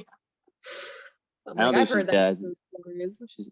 She's not dead. She's just switched vessels. Just like She's Mark gonna. Zuckerberg. Yeah, she knows she is Mark Zuckerberg now. They switched. No, I knew it. Yeah, so now Instagram is run by the queen. Fuck, I found Haley sent me a post from, and then there's like I looked at this Instagram, it's super fucking crazy. Like I need to find this page. Where is it? Fuck. Fucking DMs. It's called Pleiadian Disclosure. Mhm. Like, and they talk about, I don't even know what the fuck they talk about, but it's wild. It's like disclosure info from the Pleiadians of Taigeta. Ikai Aya Laka Neo Akatu telepathically received by Judith and shared by her son Kab. And they just like talk about like just some wild stuff. It's Pleiadian. I'll just I'll post it in the story of Cosmos because I don't give a fuck. Okay. Yeah, I I've need heard a also- lot of Pleiadian stories on like MU, and it's always like so wild, like what they talk about, like getting like psychic downloads and everything. Like I think it sounds cool, but again, like you got to make sure these people are just not having like psychosis or something, Yeah, true. because it's I just like to really- read about it. No, I do too. Like, even if it's like just crazy stories from like crazy people, I still think it's interesting, and we should definitely just like hear them out. Cause like, even if it's like crazy or just like made up in their head, it's still interesting to read about like these people and like what they actually believe is going on, because like, even if Yes. like they're still experiencing it, like even if it's like not in like this reality, like on some type of like plane or level, they're definitely like having it happen to them. Yeah, for sure. Mhm.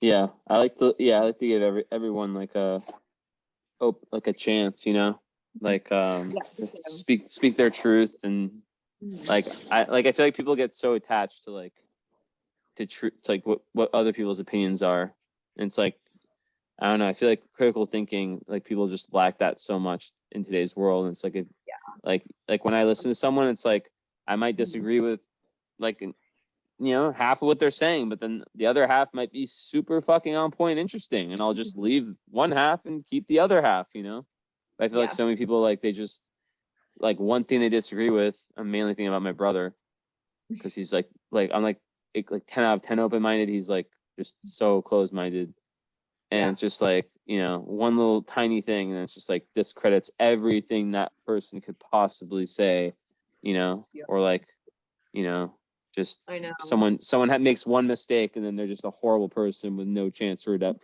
redemption, even shit like that. Sounds like my mom. Yeah, I know what that's like. Like so hard when So you're close to it too. it's almost it's so weird who we incarnate with in our fucking families. That's why it's karma related. Yeah. I don't think it's supposed to be easy, like most of the time. And if it is, you're not learning any like karmic lessons, and you're just Exactly. like you're doomed to repeat itself. Like my mom has like her North Node in her 9th house, and I'm like, you're literally not doing anything you're supposed to do. You're not traveling and like experiencing other cultures. You're not listening to anybody like else's ideas. That's where my brother's North Node is too. Really? Okay. Yeah, and it's like, cool, Yeah. you're literally gonna be fucking stuck here again, like doing the same shit like your next lifetime. Like, come on, like do something. Well, she also has Aries in her Is 9th she house, super so is she super retrograded? Like her chart has tons of retrogrades? I'll have to like look again. Like I haven't like, because I'm almost like, oh my god, my mom's just like such a lost cause. Like I don't like even pay attention to it that much. Like, and she doesn't want to listen to it. Like she's like, you're allowed to believe in that fluff, but like Jesus Christ is the only real thing. And I'm like, oh my god, mom. I was like, and then I tell her like all these things about her, and she's like, how do you know that? And I'm like, because I have your birth chart and I can read it, and like it's right here. And then she gets like really mad. So I'm like, but again, she's got Aries in her 9th house, so it's like my ideas are correct. Like just listen to me. It's very like me centric. So it's like talking to a brick wall. There's no point in doing it. I just like bash my head in and do whatever I want now. Like it's better that way. Like we don't talk very much, which I think is a lot healthier for my mental state. Yeah, I feel you. You have to make boundaries with family. Yeah. And then she's like, why are you doing that to me? Why do you have to set boundaries? And I'm like, because you break them all the time. And I'm like, you think like you can say whatever you want. She's just like, yeah, she doesn't she's not very nice or like tactful in the way she says things. So like she's pretty rude. Yeah. Yeah, It's I think that like a lot of people, unfortunately, the only way they truly learn is when you give consequences, and like with my brother now, he said some fuck shit, and I didn't let him off the leash. Then he tried to like minimize it and pretend like it was nothing, really, it was just like a little thing, but it was a symptom of some like a way deeper one. And like I just haven't answered him in like probably like 5 days or something like that. I'm just not gonna like I just don't feel like talking to him. Like I'm like like, and even his like thing was like, okay, I'm sorry, I won't like bring that up because it seems to like you take because you take it so personally. He. I'm like, even that is just such a bitch thing to say. Like I'm just like, and I just like wrote down some shit. I had like 4 messages that I was gonna like send different people that on like the full moon that I just like were saved in my fucking phone because I was like, don't do it. Like hold your tongue. I was so triggered. Retrograde, like Yeah. I was know. like, just don't send it. Think about how you'll feel tomorrow if you send this. Like just fucking sometimes silence is the best way. Silence in space. Because like people like that, like they're only gonna really realize things if you force them to. And or else they'll just like say they're sorry, make the same mistake 2 months later. Yep. So I think it comes back to having self-awareness and like karmic self-awareness. And if they don't, they want to live in like a material reality. Like I just don't think they have a lot like of hope. So I'm like, I try to help like people and like show them astrology for that specific reason, because I don't want people to have to like keep repeating the same patterns and mistakes. And I see it every day in my family, and it's just like nothing's going to change. Like, and she just treats me like a little kid. So she just thinks I'm dumb, or like whatever I believe is just like fantasy or whatever. And I'm like, I don't know.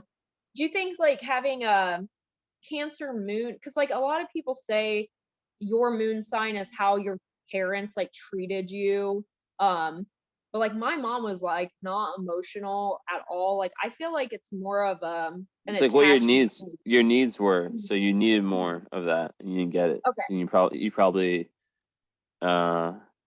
what's the word, I don't know in French, make up for it in relationships. Yeah, I know, and that's the hard part. Like I was that's why I keep like trying to ask you guys like about void force moons, because like I have a partner and he has a void, like moon void, of course, like nothing really aspecting it, and he it's like 29 degrees like in Sagittarius, and like I've read him like Sagittarius moon things and Capricorn moon, and he does not relate to like either one of them. And then I read like all the other moon signs and he doesn't relate to anything. And then he's not in touch. Yeah, and I read him like void course moon like stuff, because there are like a few articles about it, because it says like 1 or 2% of the people like have it, and he was like, yes, that's me. Like he didn't even cry what when does he it was say? little. He was so like, it pretty much says like these people are just kind of like ambiguously like floating around like mentally. They like don't really understand emotions at all. They're kind of just like step back and just kind of like out there. Like they don't really like have void. No, it's like the 29 degrees and unaspected, right? Yeah. So it's like, and that day it was the moon was void course. So because some of them can like go void course like for a few hours, or some can be even longer. Only a few hours. That. Yeah, usually. that's why I'm like, and of course it was like at 3 or that 4 time. hours. So, yeah, it's just very like he is not like, I have a lot of Sagittarius moons like in my family. Like half of my family are lucky. So I lucky. don't know. It's like for a Cancer moon, it's like very difficult, I think. Like my mom, my dad, my brother, my sister, like my grandma, they all have Sagittarius moons, and like it's very hard for me because I hold on to things, like I'm nostalgic, and they're just like, get over it, like it's not a big deal. And I'm like, but like can't I just like mourn for like 3 weeks? And they're like, it's been 3 days, like why are you so sad? And like they just don't like get me, and it's hard because I feel like the only person that kind of gets me is my Pisces sun, Virgo moon brother, and he's very like nice and like will give me hugs and like that kind of stuff, but he's like 12 years younger than me, so it's like hard to have a relationship with him because he's still so young. But yeah, I just feel like with my partner, it's just hard sometimes because I'm a Cancer moon, like in its domicile. So like I'm super in touch with my emotions, and having someone with like a moon that's not really like anything, and it's very obvious. Like all my friends are like, why is he so like emotionally detached? Like it's not like he's not sweet and thoughtful. Like he takes care of me so well. He's good with home stuff. He's like very nurturing in the way that like he's expected to be, but like inside, like he doesn't feel like anything. Like, and it's really interesting because it's like conjunct exact with his IC. So like his moon is like 29 degrees like exact on his IC, but it's just like nothing else is going on. So, and he's got, I mean, he does have like Uranus and Neptune in his 4th house as well. So there was like some trauma that's happened and just like weird house stuff in general. Like again, like very like Neptunian like confusion going on. So just like, I don't know, like, I don't know if you guys would ever like want to look more into it, because I haven't found like a ton of like astrologers that talk about it because it's so rare and just kind of like weird. I've heard like the astrology podcast talk about it like maybe twice. So that's like where I first started hearing about it. And I'm like, holy shit, like this is exactly him, like to a T, just like everything that I've heard. I'm like, yeah, he is not a Sag moon. Like you're a Sag moon. He does not have that like behavior. And I've grown up with like all Sagittarius moons, and he's just not that. And he's not Cat moon either, because I usually have like a thing for Cat moons.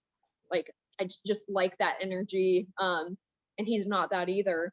So it's just like really freaking frustrating. He's just like an anomaly. It's annoying. Serious. I have something to kind of add about that, because sorry, I was just like really interested by your boyfriend's 29 degree Sag moon. And I found that the 29th degree actually manifests as something so different than what you think it would be. Yeah. Because it's like the mastering of that consciousness before they move to the next one. So usually there's this like small sliver of whatever the leftover energy is to learn about Sagittarius, right? Like you get the optimism stuff out of the way, you get all of that. But I think the art of detachment could be the 29th degree lesson. So that could be actually him karmically being like, okay, like we're not going to do the regular Sag moon thing. We're going to complete this last like bit. Yeah. That kind of more, because like, again, I've read him every moon sign. I was like, do you feel like this? And he's like, no. And I'm like, he's just so like blah about everything. Like he's always just has his arms folded and like a furrowed brow. Like he's just so serious all the time. He's like your dog's opposite. Yeah, I know. That's why I'm like, but he's like so good to my dog too. That's why I'm like, and he cooks for me, he cleans. He's so like homey in that kind of way. Like he does all the house stuff. Like he's such a nurturer and the doing the thing. But like when it comes to like emotional support, like he's there and he'll be like, he'll say the things he's supposed to, but he won't feel it like inside. And like that's why I'm just like, it's so strange. Like it's just I've never, and I have so many people's charts that I know in my life, because I work at a library and I feel like all the women there just are like, Morgan, here's my chart, like tell me things. So they're so curious, and like old ladies are just kind of like that in general. So I just have never experienced like anybody like him. He's just so odd. And like once I read that kind of stuff, I was like, this makes sense. But like Haley, what you're saying too, like that definitely could be part of it. Like it's just like it's so like on such a strange like on the IC like exact too. That's why I'm like there's something karmically like going on with that for him. Ancestors. Like he just was like he would never cry. He doesn't throw a fit. He's so calm when like bad things like happen. Like I probably have only seen him cry like maybe twice ever. He's just like, yeah, it's just really odd. Like he doesn't get like emotionally upset about anything, like mad, or he's just so passive. Like, Sounds like a Capricorn moon to me. huh? Sounds kind of Capricorn moony. I know, like, but then I read him stuff and he's like, no, that's not it. And I'm like, it's just really weird. That's why I'm Yeah, like, but Capricorn moons can be so out of touch with their like real selves. yeah. Because they, But you would especially think men. like on the IC of like your fourth house, you would be more like emotionally intelligent in that kind of way. But again, he's got Uranus and Neptune there, and his north node is there too. So it's like his karmic thing is in the fourth house. So something's going on. Ancestors. He's like, yeah. That's to connect with them.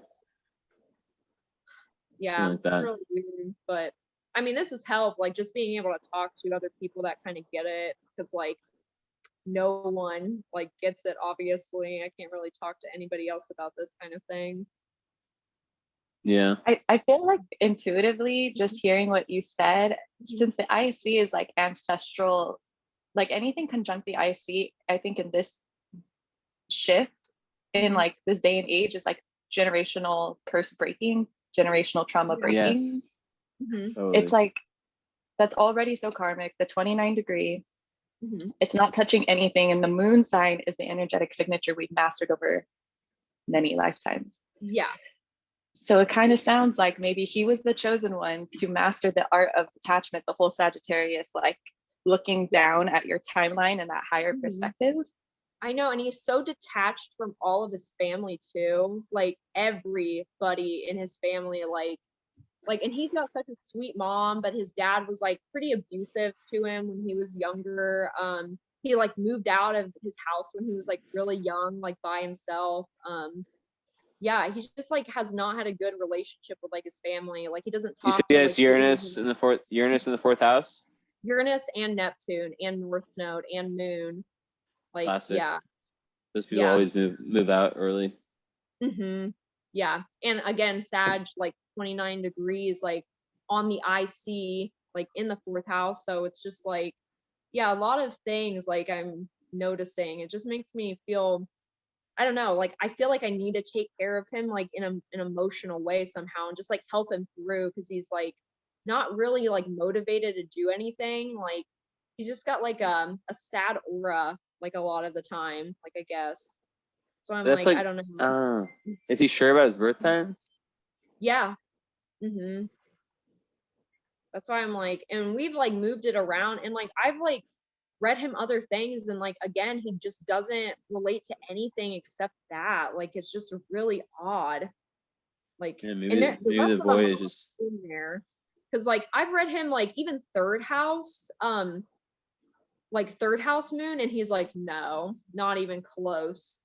And I was like, yeah, like he's just so like, I don't know, just like just like floating around. Like that's the best way I can describe it. It's just, yeah, it's just really weird. But again, like he takes care of me in such like other like great ways, and he wants to be home all the time. Like that's why I'm like, I know he's a fourth house like moon, because he is like a homebody. It's like pulling teeth to get him like to go do anything or go anywhere. But once he goes, he has a good time. It's just like the trying to get him to leave is like the hardest part. But like, yeah, once he's out, like he's like, oh, this is actually fun. Like I'm having a good time at this other place that I wouldn't have like normally wanted to go to. Like even with vacations, he's like, we've already been like on a vacation. Like we don't need to go on more. And I'm like, what? I'm like, you don't want to leave like that much? You don't want to go somewhere like way nicer than Ohio? Like, come on. It's kind of strange. Like I've never met anybody like that. And of course I'm like, that's who I ended up with. That's why I'm like, I think it's karmic for me too, in a lot of ways. Because like, again, I have like Chiron in my 7th house, and Vertex there. I have like North Node and Capricorn, like detachment from like family things and more like serious, like work and being the boss. That's why I'm like, it definitely makes sense. Like he makes me better and not so needy in a lot of ways. So because I always relied on like my mom and my family, and when she disowned me, like that's her words, like I had to definitely do a lot of growing up like really quickly, even at like a later age, which was, it's like kind of embarrassing, but it's like just what has happened, because I was so like attached to her. We work at the same place too, so it's like really hard, because that's why I always thought that like the fourth house was more of like the father figure, at least in my like view, and then my 10th house was always more of like my mom, like, but I wonder if that's because my dad was like the nurturer like in my family. He like cooked and like he took me on like field trips, like he was like the classroom dad, like not in a creepy way, just like in a like he was like the most fun person like you would ever meet, like super strong. He was like a bodybuilder, like he was just like such a good dude. Yeah, he like went grocery shopping, did all like the very like feminine type things, but like in a really badass way. So like I have my son in my fourth house. So I always related that to like my dad, because my mom really wasn't in the picture. She was always like kind of like doing something else, or just like taking care of other people and like not really paying attention to me, until like I got a little bit older and I needed her help with like feminine things. But I don't know, my mom, like it just feels like my 10th house, I have Pluto there. So I have like this relationship with my mom at work that's like really interesting, and I feel like that is like, I don't know, what do you think? Do you usually hear people say that too, like 10th house is mom, 4th house is dad? Depends. I think that the more the sun and moon, like moon in my chart's my dad. It's like whoever's, I think it makes sense that the sun slash 10th house could be your mom. Okay. That's why I was like, it just made more sense, because my dad took care of me, like brushed my hair, dressed me when I was little, sun in the 4th. And then I have my parents always argued a lot, and I have like Pluto like opposition with my sun, and then I have my moon squaring Pluto, and I have such, I mean, you can tell like I have a lot of tension with my mom, so obviously I still feel like moon is like my mother in that type of way, but there's so much tension like surrounding it. It's just, it makes power life, oh yeah, there's like definitely power struggles, like she wants to be like over like the controlling authority figure, like a helicopter parent. Definitely. That's why I'm like, Saturn in my first house makes sense, because usually you have like a domineering parent or someone that won't let you grow up or do what you need to do to like be yourself or whatever. And it's just like, oh yeah, cool. But I don't know, I don't want to keep talking just like about myself. I want to like hear like other people's stuff too. It's just like I really needed to like talk to people about this, because it's been on my mind for like since I pretty much has been like studying astrology. I just haven't had like enough like-minded people to talk to, and I'm usually pretty like quiet and shy like a lot of the time. Like I won't talk unless like I'm approached, I guess. So it's nice to have like people actually listening to like what I'm saying. It's the group's all about. I love it. That's why I haven't missed one yet. Yeah, for sure. And I think every chart's unique, and you just kind of have to like feel it out, and you know what's correct for you, you know? Like Definitely. the more you look at it and whatnot, it just makes more sense. Yeah. Morgan, I have something I think you might like. Yeah. It's like, because you said some of the topics that you said before you got into like some astrology stuff was on like this poster that I got, and it's called the Great Awakening Map. I like it. Like, yeah, it's like they have Instagram. They've been taken down like 15 times, but they have this map that you can get, and it basically has like every topic that you mentioned and like other topics Oh my God, I love that. Okay. Right. Can you like send me like a DM of that on like Instagram or something, like, or their page, like somehow? That's dope. That's why I'm like, Yeah. that is so cool. I will definitely buy that. That looks amazing. Why did they Yeah, get it it's like taken down? Why does that keep happening? like censorship. Censorship, the Really? truth. Like for that? Like that's surprising. That's why it's like the things Yeah. that they talk about on here, it's like the Great Solar Flash, QAnon, Antarctica, Inner Earth, Vatican. So lots of controversial things. Yeah. Yeah, I gotta see that. That looks super cool. Okay, cool. I thought you might. You're witches and ravens, right? Yes. Mhm. Can I just say, it is so nice to see and meet you in person. Like you've been following me for so long. No. This girl sounds so cool. I gotta like see you guys on. Well, yeah, this is the first time you're like seeing me. But yeah, I gotta watch your guys' like live streams, and those were so cool.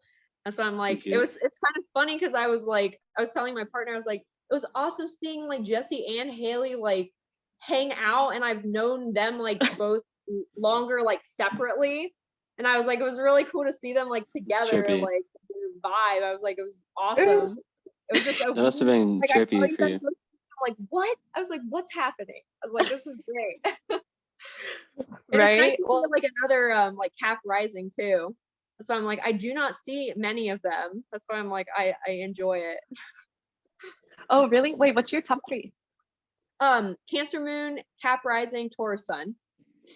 Oh, no wonder. That's why I was like, I love. think you said that your boyfriend's Taurus Sun. Was that what it was? Yeah, he's Okay, that's what I thought. So I'm dude. like, I just I love love Taurus. like like I intuitively channeled that Taurus is ruled by Earth. mhm. And it's just so true. Like literally talking to you, and I feel like everyone who's gonna watch this is like, man, Morgan's very down to earth. Like you just Aw, thank you. Yeah. That's why I'm like, I like Taurus. Like I was saying this a few like sessions ago, but like I've had a problem with like 3 or 4 of my boyfriends or exes were Taurus suns and Sag moons. Like Oof. Oh yeah. yeah, I was like, it's so weird. I was like, I had like a type. It's just really odd. Like, but I'm like, I just, even my partner now is a Taurus sun. So I'm like, I just really like that energy a lot. Like, I feel like we just like vibe well. Like usually 2 signs like of the same one, like usually don't like mesh well together. But I feel like Tauruses are so like laid back and like they just like doing the same stuff, which is like eating, or I always say breaking, like because we just like eat and like hang out. Like I'm just actually just like hanging out at like my computer desk right now, and like I have a setup like where I have like my computer. I was playing like the Cheez-Its. walk. Yeah, I know Cheez-Its, like, oh my God, I'm like eating like so much food. But I was playing The Walking Dead. And then like his setup is like over here. Like he's got like a cool computer desk and everything. So we have like our desks like, oh yeah, that's why I'm like, I got my like pink Xbox One controller custom. I have like a pink PC and everything. Like my favorite color is pink. So I have everything obviously Pink. computer chair. Me too. Me too, Oh, girl. nice. That cancer energy Yes. is like everything is pink. That's why I'm like, I love your headset. Like, I don't have pink headsets. I have like a white pair, but they were like really nice pair, like on sale. So that's why I'm like, I told my partner, I was like, instead of an engagement ring, I want like a hand built like PC. So he built me that instead, so we could like game together. Like, so I'm like, yeah, So It was Age of Oh. Aquarius. yeah. That's why I'm like, I love it. Like, it's so much fun. Like after I get off here, I'm just gonna keep playing The Last of Us, like the Telltale game series. It's like a choices matter like game, because I'm usually into like puzzle games or like story rich stuff. It's more my speed. Like I play like first person shooters. Like I play Destiny and like Halo sometimes, but Look is at that this. what you're playing? No, I only play NBA and FIFA. Look at, they all come off. Why? It's just really, I didn't even know these existed. That's why I'm like, There's dude, like mine. like I don't it's think like this advanced Xbox controller that I was doesn't gonna matter. say I don't have the like the D-pad like that on mine. Like that looks newer. This is like the Xbox, the new Xbox Okay. Series X. So I'm like Series X. Okay, yeah, I only have an Xbox like one controller, but again, like I'm a PC gamer. Like I don't have Yeah. a PC Master Race or whatever they say. But I have a where I am going to get a PlayStation 5 because I really want the new Hogwarts Legacy that's gonna come out. Like I'm so excited. I like love Harry Potter, so I cannot wait. Like I don't know if you guys like Harry Potter, but like I'm such a big fan. Harry Potter is the fucking man. He's the fucking man. Do you guys have like a Hogwarts house that you're in? Hufflepuff. I knew you would be a Hufflepuff because you're so sweet. I'm the which one? Which one am I? You I don't definitely know. Slytherin for sure. Slytherin. Yeah. You don't even have to take one whatever for you. whatever the Scorpio one is. Slytherin. Yeah. I'm like Snake. I'm like Snape or Snake. Yeah. Snape. Yes, you definitely have Snape vibes. I'm obviously a Ravenclaw. So I'm like, I give off a Ravenclaw vibes. Like I'm usually a Slitherclaw. It just depends like what test that I take, but I'm definitely more of the artsy person more than like the cunning like Slytherin types. Hey, fuck. Wait, what makes me Slytherin? I don't even know what. I just remember they were the bad guys. No, they're not bad. They're like cunning and like they're usually really smart. Just like street smart. Yeah, like I don't know. I think we get like a bad reputation because of Malfoy, but like most of my friends are Gryffindor or Slytherin. Like I don't know like too many Ravenclaws because like you have to be like a massive book reader and just like kind of a big nerd. Like so I don't know like too many of them. But I can always tell like a Hufflepuff because they're usually so sweet and like smiley. Like she's a Hufflepuff. Yeah, that's why I was like, I could tell. Like, you are too. You guys both are. Huh? You guys are both Hufflepuffs. No, I'm not a Hufflepuff. And that's coming from a Harry Potter expert. No, you are not. Yes, I am. I was capping. Joking. I was like, lying the whole. Even like for like my honeymoon, I went to Universal Studios to go to like Harry Potter World. Like I fucking love Harry Potter so much. Like did you get butterbeer? Oh yeah, I was actually the person because I have like a whole entire like outfit for Ravenclaw. Like obviously I'm a cosplayer, so I feel like I have to have that. But I was actually the person that got picked at like Ollivanders to do like the wand picking out. So like it was so cool. Like they call you into like the Ollivanders room, and then they're like, "Ooh, test this wand," and then you do a spell. You're like Wingardium Leviosa. And then like something dumb happens, like something explodes and they're like, no, that's not the right one. And then so they give you a different wand and then you do something else. And then once you pick the wand that like you'll get to like keep or whatever, like a spotlight comes down and like wind starts blowing and you feel like really like cool and badass. Like it's usually for like 12-year-olds, but like they picked me who's like a 30-year-old adult. So it was like a dream come true, like after all these years of like growing up with the characters. Because when the movies came out, I was 11 years old and like the cast were also 11. So I felt like really like connected with them. I'm like, oh, I get to grow up like with the Harry Potter crew, like Hermione and Ron. I don't know. I'm just like fangirling over it now.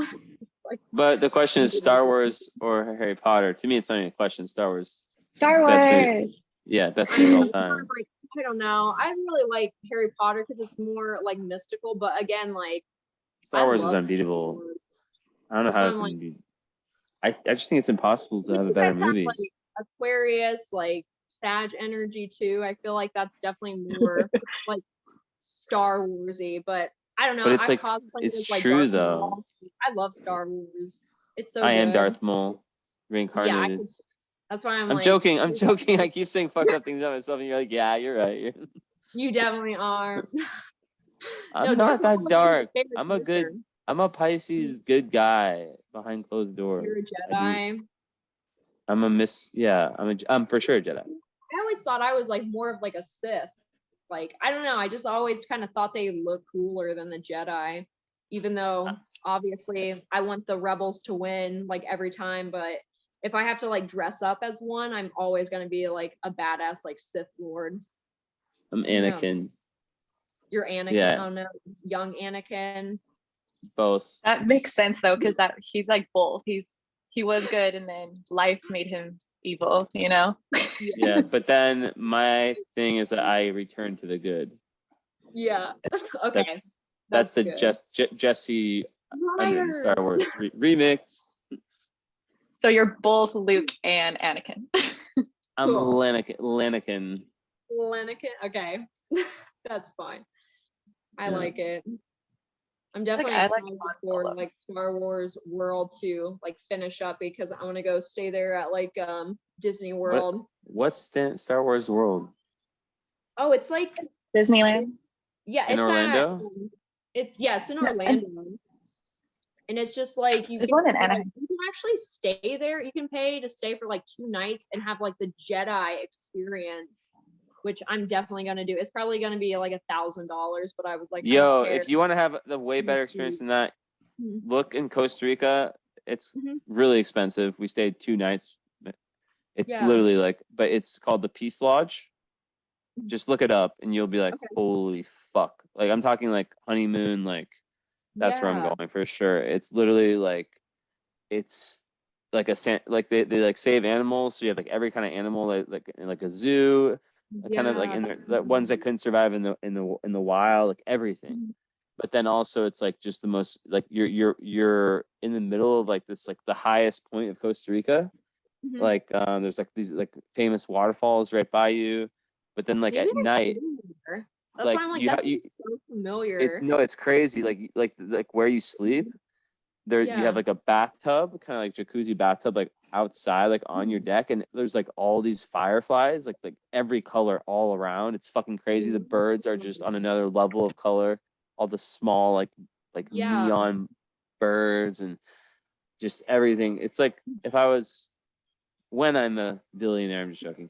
No, but like when I have a lot of money, I'm just gonna fucking live there for like at least like it's 2 so pretty. 2 months. That's like the most gorgeous place I think I've ever visited. Like I walked down like 400 stairs and they were like huge, like each step was like 3 feet tall. Like it was ginormous. And like I had to take an inhaler with me because I was like having an asthma attack, like getting down to these like waterfalls. But there was like 4 waterfalls like in this little cove that was like connecting, and like we got to like swim like in this like big pond thing. It was so pretty. We're like in the middle of like the jungle.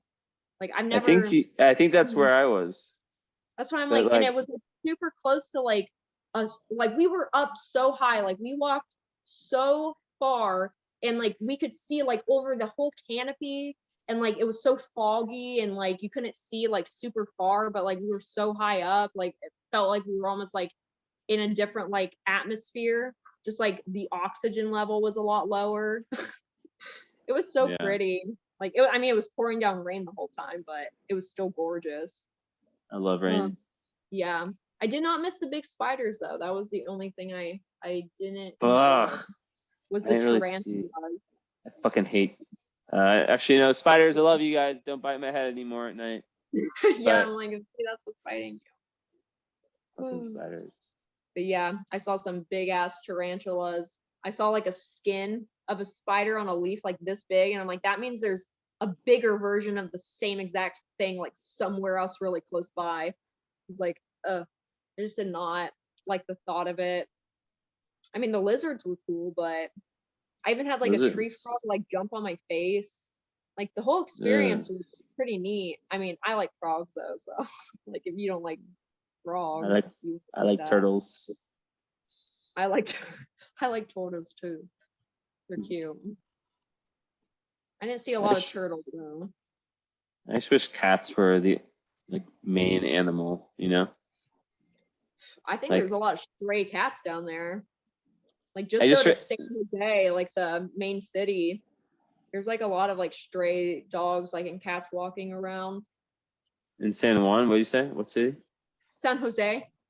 San Jose, San Juan is Puerto Rico. Yeah. Oh, Jesse, you made a geography mistake. How It's dare you. okay. Not a big deal.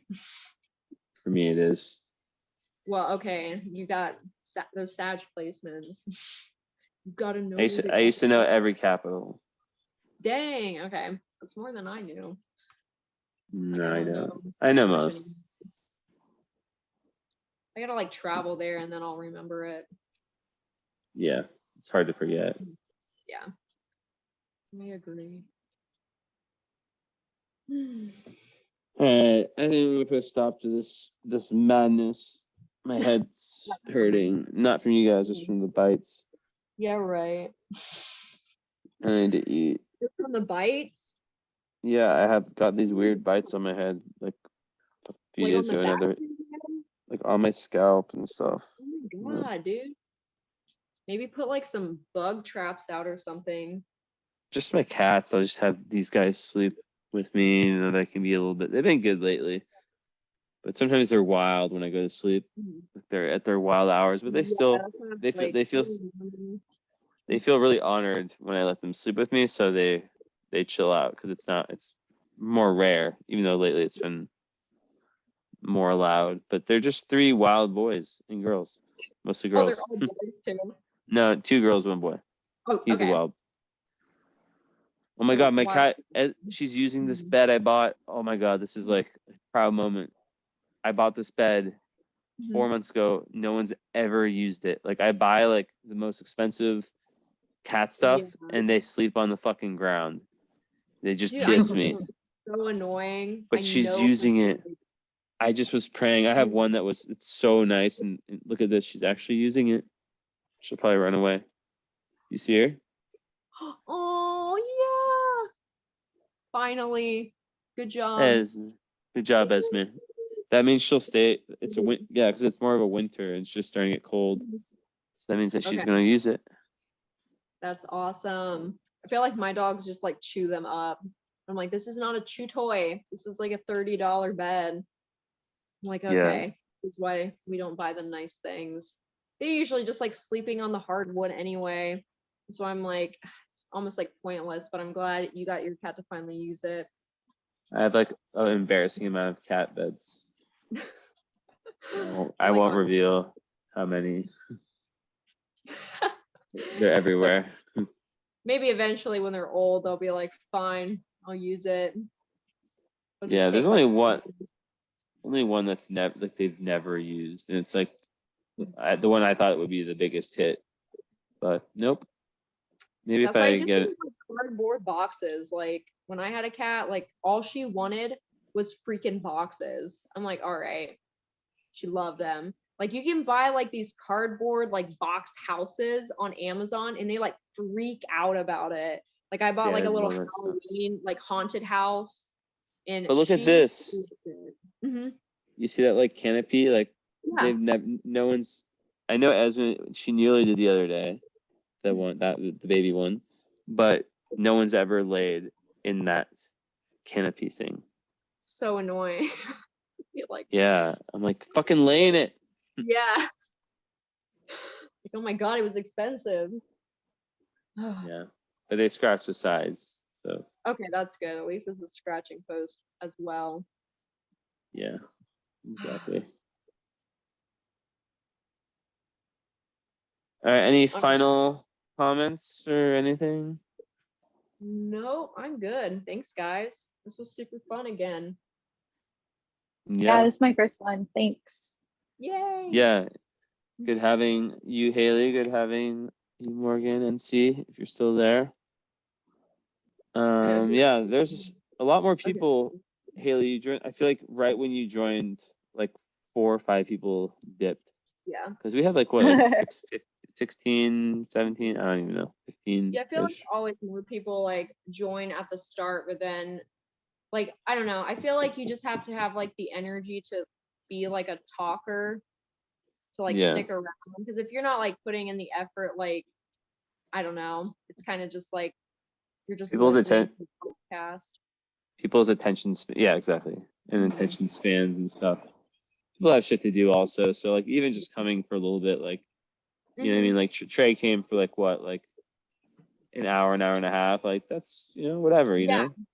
That's Everyone why has I'm their like, okay, I'm glad because I hadn't met him yet. And he was the one that you were saying, like, you were going to text him that one time, right? And was like, he needs to come to these meetings. Yeah, then I stopped and he started coming, funny enough. Really? Oh, Or weird. he like, yeah, I just stopped caring. Like, I'm just like, I'm not going to fucking, I mean, like if it's someone who just joined, like I texted Haley, I texted Patsy, but like, if it's someone who I really want to come and who like might not know that it's a meeting, you know, I'll text them individually. But like I've kind of just given up on that because it's just like people who are meant to come will come. And honestly, I tried that out this time, and like, you know, like good amount of people came. Like I mean, it's not like it was like a big like I've had times where I've literally sent a message to every single person in Cosmos, and it's like people are gonna come if they want to come, you know. Yeah. Like the message isn't gonna do much. So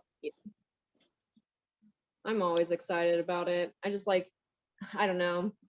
I have like such a really strong, fiery third house. So I just want to like absorb like any information and like communication as I like possibly can, even if it's like just things I already know. I still like hearing other people's perspectives. So it's good to just listen. But I also like to talk. So no, for sure. Well, there's people who it is like how you know, whatever you make out of it. Like people can, it can be nothing. And those people, like, you know, there's people who had the opportunity, but I realized that it's going to become like, this is just a chill one, but you know, who knows what I'll have planned for the next one. Yeah. And, or who I might have come talk. So it's like, you know, I wanted to get rid of people who weren't respecting it and who just never came. And I messaged everyone being like, you know, do you want to be a part of this? And like, even people who haven't come in like over a year, like who are just like, yeah, like I still listen to recordings. I just like, you know, and I get it. Like in America, like it's you know, as a night person, like it would be weird for me, like to like join during the day, you know? So like, I'm like, it's perfect timing for me, like 5:22, like in the afternoon. That's why I'm like on a Sunday when I never do anything. So I'm like, it always works out. Sunday/Saturday. Yeah. But yeah. So cool. So yeah, three Saturdays from now. And all the calendars on the Cosmos. It's pinned on the Cosmos IG. Okay. Any last words of wisdom, Haley? And I had another Kayla moment. I swear. Oh my god.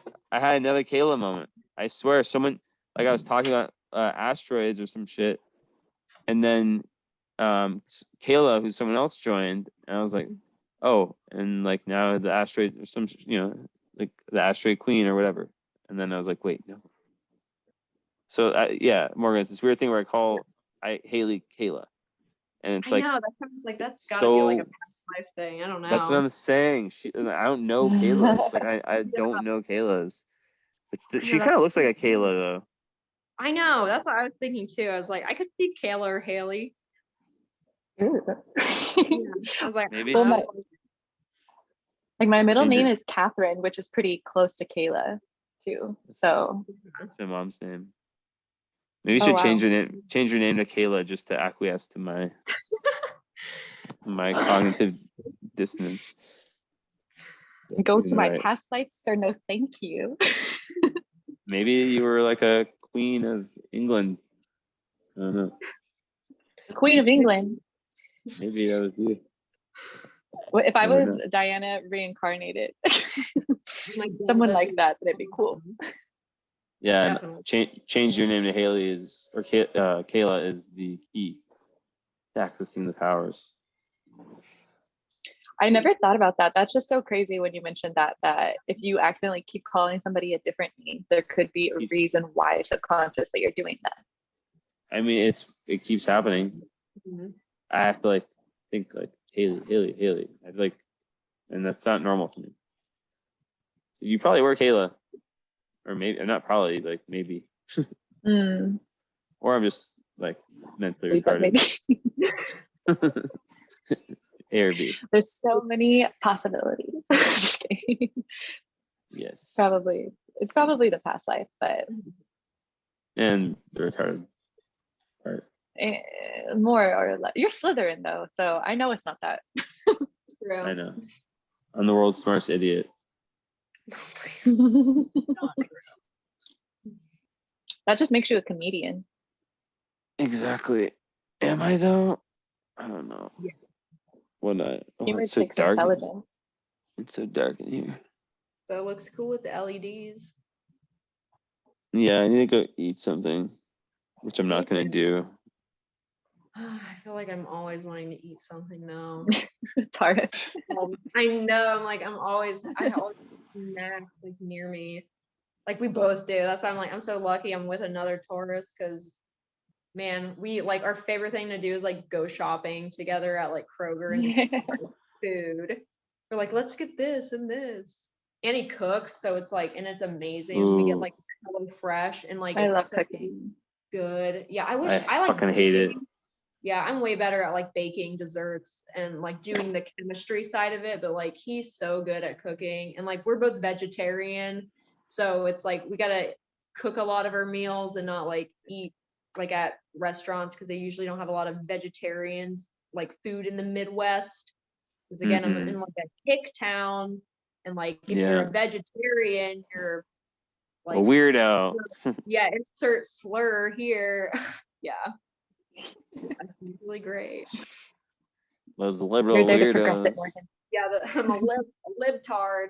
Yeah, I know. I've heard that before. Yeah. All Alright. right, go eat something. I won't. Oh yeah, I was gonna say like I don't eat. I eat like once a day because I feel like it Yeah, you know what? it After you depletes my said energy. that, like on your story the other day, I was like, I feel like I also need to start like eating less. So I've been trying to eat like No, don't follow anything that has to do like with food with me.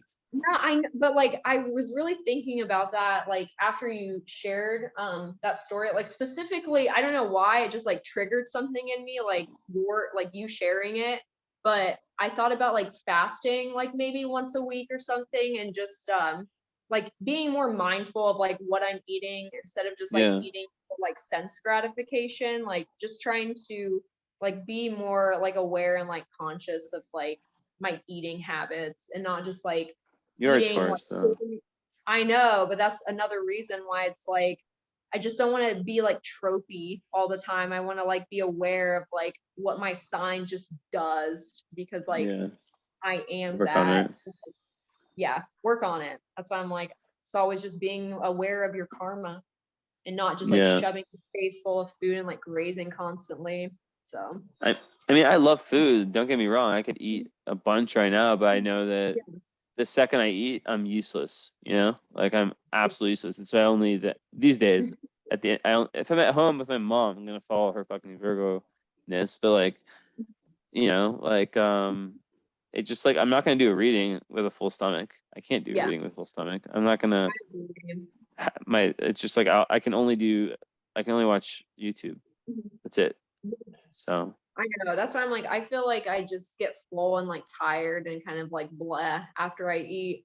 So yeah. I just try to not eat in the morning. So I'm like more productive. I'll just drink like an herbal tea because I don't drink like caffeine anymore. So I just try to like I don't want to like rely on anything. So I just don't like put any like intoxicants in my body. Like, because I have like addictive like qualities. Like I have moon opposite Neptune and Uranus, so I feel like I definitely rely on that kind of stuff a lot, like smoking pot and like needing something, like drinking or coffee, and I'm like, fuck, I just can't. I don't want to do any of that. So I'm the opposite.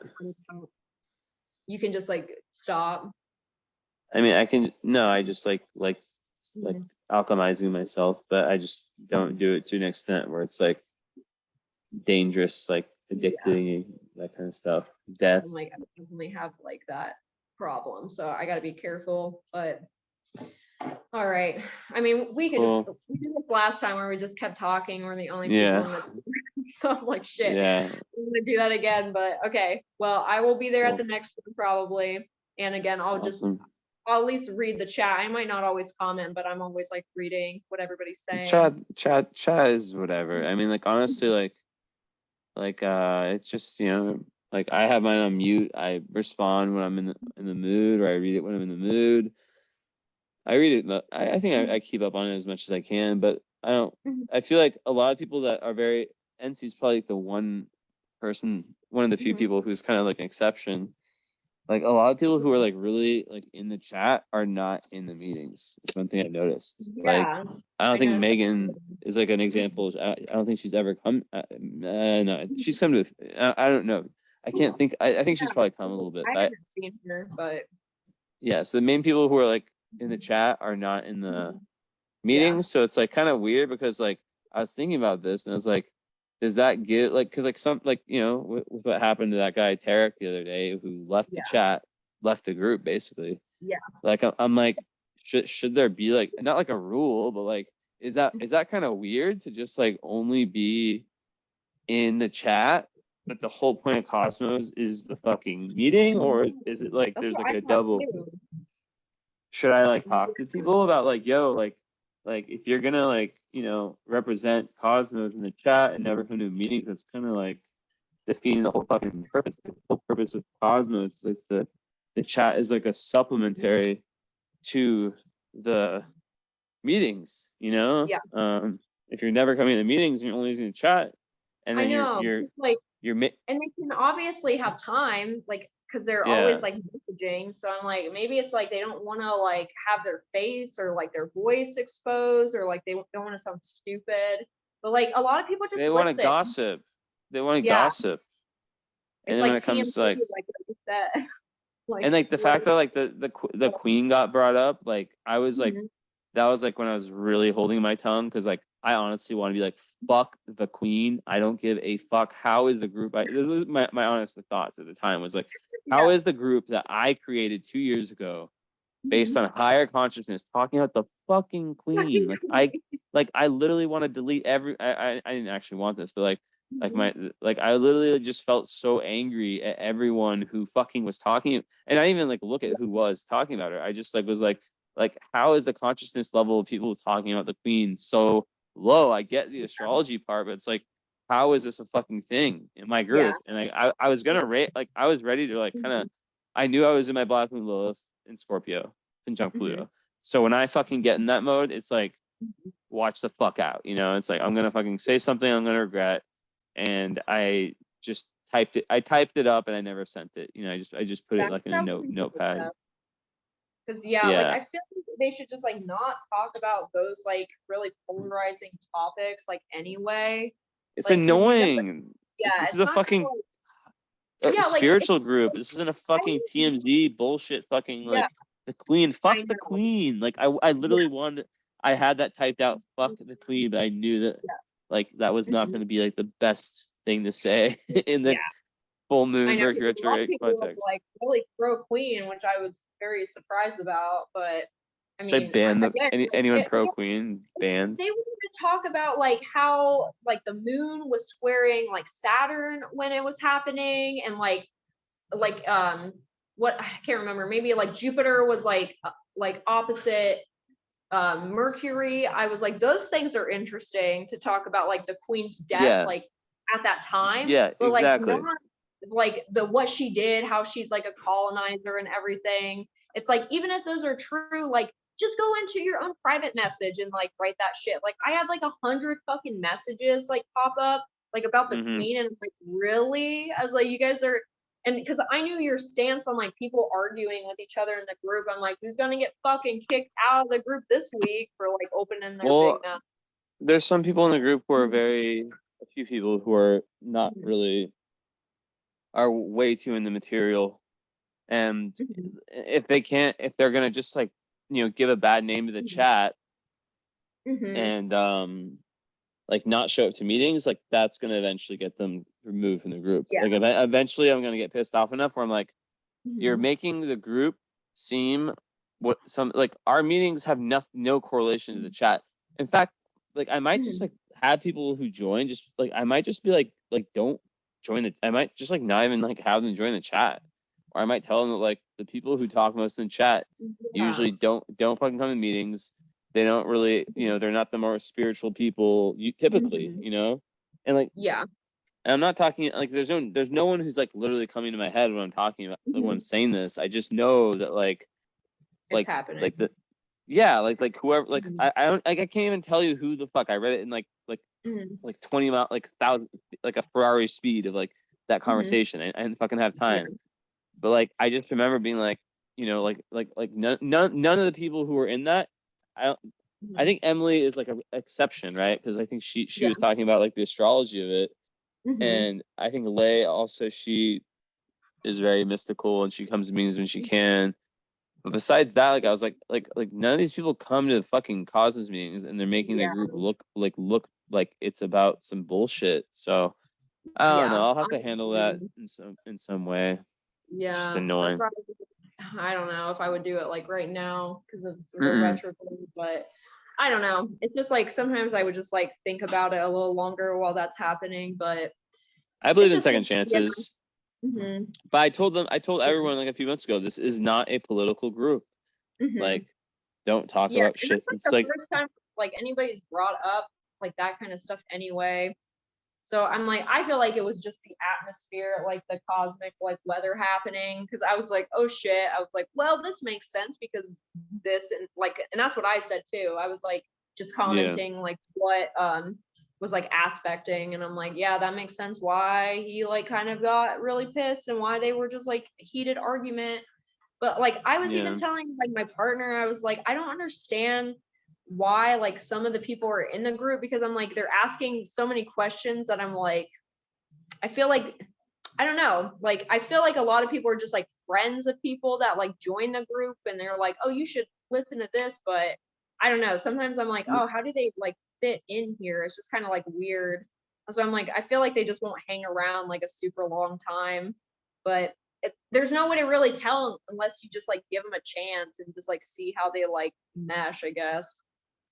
Yeah, I don't want to censor people, so I'll just kind of let it slide. And but like if I see it like over and over, and especially the part of like not coming to meetings, that like being really active in the chat and not coming to meetings like rubs me that like over and over and over, that really rubs me the wrong way. Yeah, that's why I'm like, because this is like the main thing.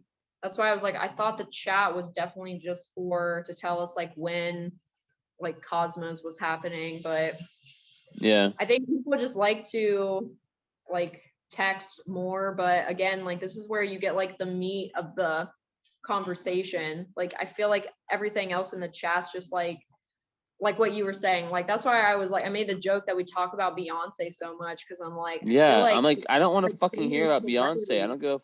I give zero fuck. That's why I'm like, I don't even like Beyonce, and I had a dream about Beyonce. I don't either. She fucking about her so much. She's so like I have nothing against her music, but like it's a fucking human. Like there's a million artists better than her. Yeah. XXXTentacion is 1,000 times better musician than she is in 2 years. Like, I'm like, it's just like what you were saying, like a lot of the materialist people just like want to talk about like basic stuff, and I might ban Beyonce, ban anything political. I'm just gonna say at some point it'll come out and be like this is like topics that are like, you know, that are like, you know, like very surface level, give a bad name to the group. And when people who haven't been in meetings see that, it makes them not want to join the meetings. And that I have a problem with. So stop talking about this shit. It'll be something like that. I'm not going to do it now or anytime soon, but it will come up. Yeah, and maybe not even like ban it. Just say like, hey guys, like maybe let's not talk about Beyonce so much, or like politics. Like, I know they're like two such weird things, but it's like, goddamn, like that seems like that happens a lot. And it's like, oh my God, like I do not care about Beyonce anymore. Like I know way too much. I just don't read those ones. I usually just don't reply because it's so uninteresting to me. What is interesting about Beyonce? Like, what is interesting about her? She's like a good singer. And okay, what else? Like the nothing. only thing that I thought was interesting is like on MU or Mysterious Universe, they talked about her being like in the occult of like possibly who and like isn't? sacrificing cats. And then like I brought that up and only one other person was like, I've heard that. And like then everybody just kind of ignored it and then started talking about how awesome her Virgo energy is. And I'm like, all right, well, there's the one interesting thing I thought about Beyonce, but no one else gave a shit about the esoteric topics. They just want to talk about like how cool her and Jay-Z are. And I'm like, all right. Yeah, it's fucking annoying as fuck. So I'm like, I don't know. Like, I think it was kind of boring, but we have a lot of Leos in the group too. So I'm like, I can't blame them. Like, they like talking about like celebrity stuff. So I'm like, Leo. I talk about real like celebrities, you know? Yeah, but again, like I don't think everybody is like what you say, like high vibration Leos. Like a lot of them just want to talk about what they know. And that's fine. Like again, they can do that, but it's just like maybe not in this group. Like have a Beyonce group. Yeah. Like I don't care. Like sorry. But yeah, it's just hard to regulate that without coming off as a complete asshole. Yeah, maybe that would be a good thing to like think about during Mercury retrograde, like introspection on like the group chat specifically. Like I think since it's in Libra too, like about like relationships in the group. Like I don't know. Anyways, yeah. Yeah, I'm happy with where it's at generally, so we'll see. Yeah, me too. I think it's pretty all right. But all right, Jesse, go eat something. I'm gonna get off here and go play The Walking Dead. NBA. All right. Cool. Nice. Well, good talking to you. Yeah, definitely. See you later. Later.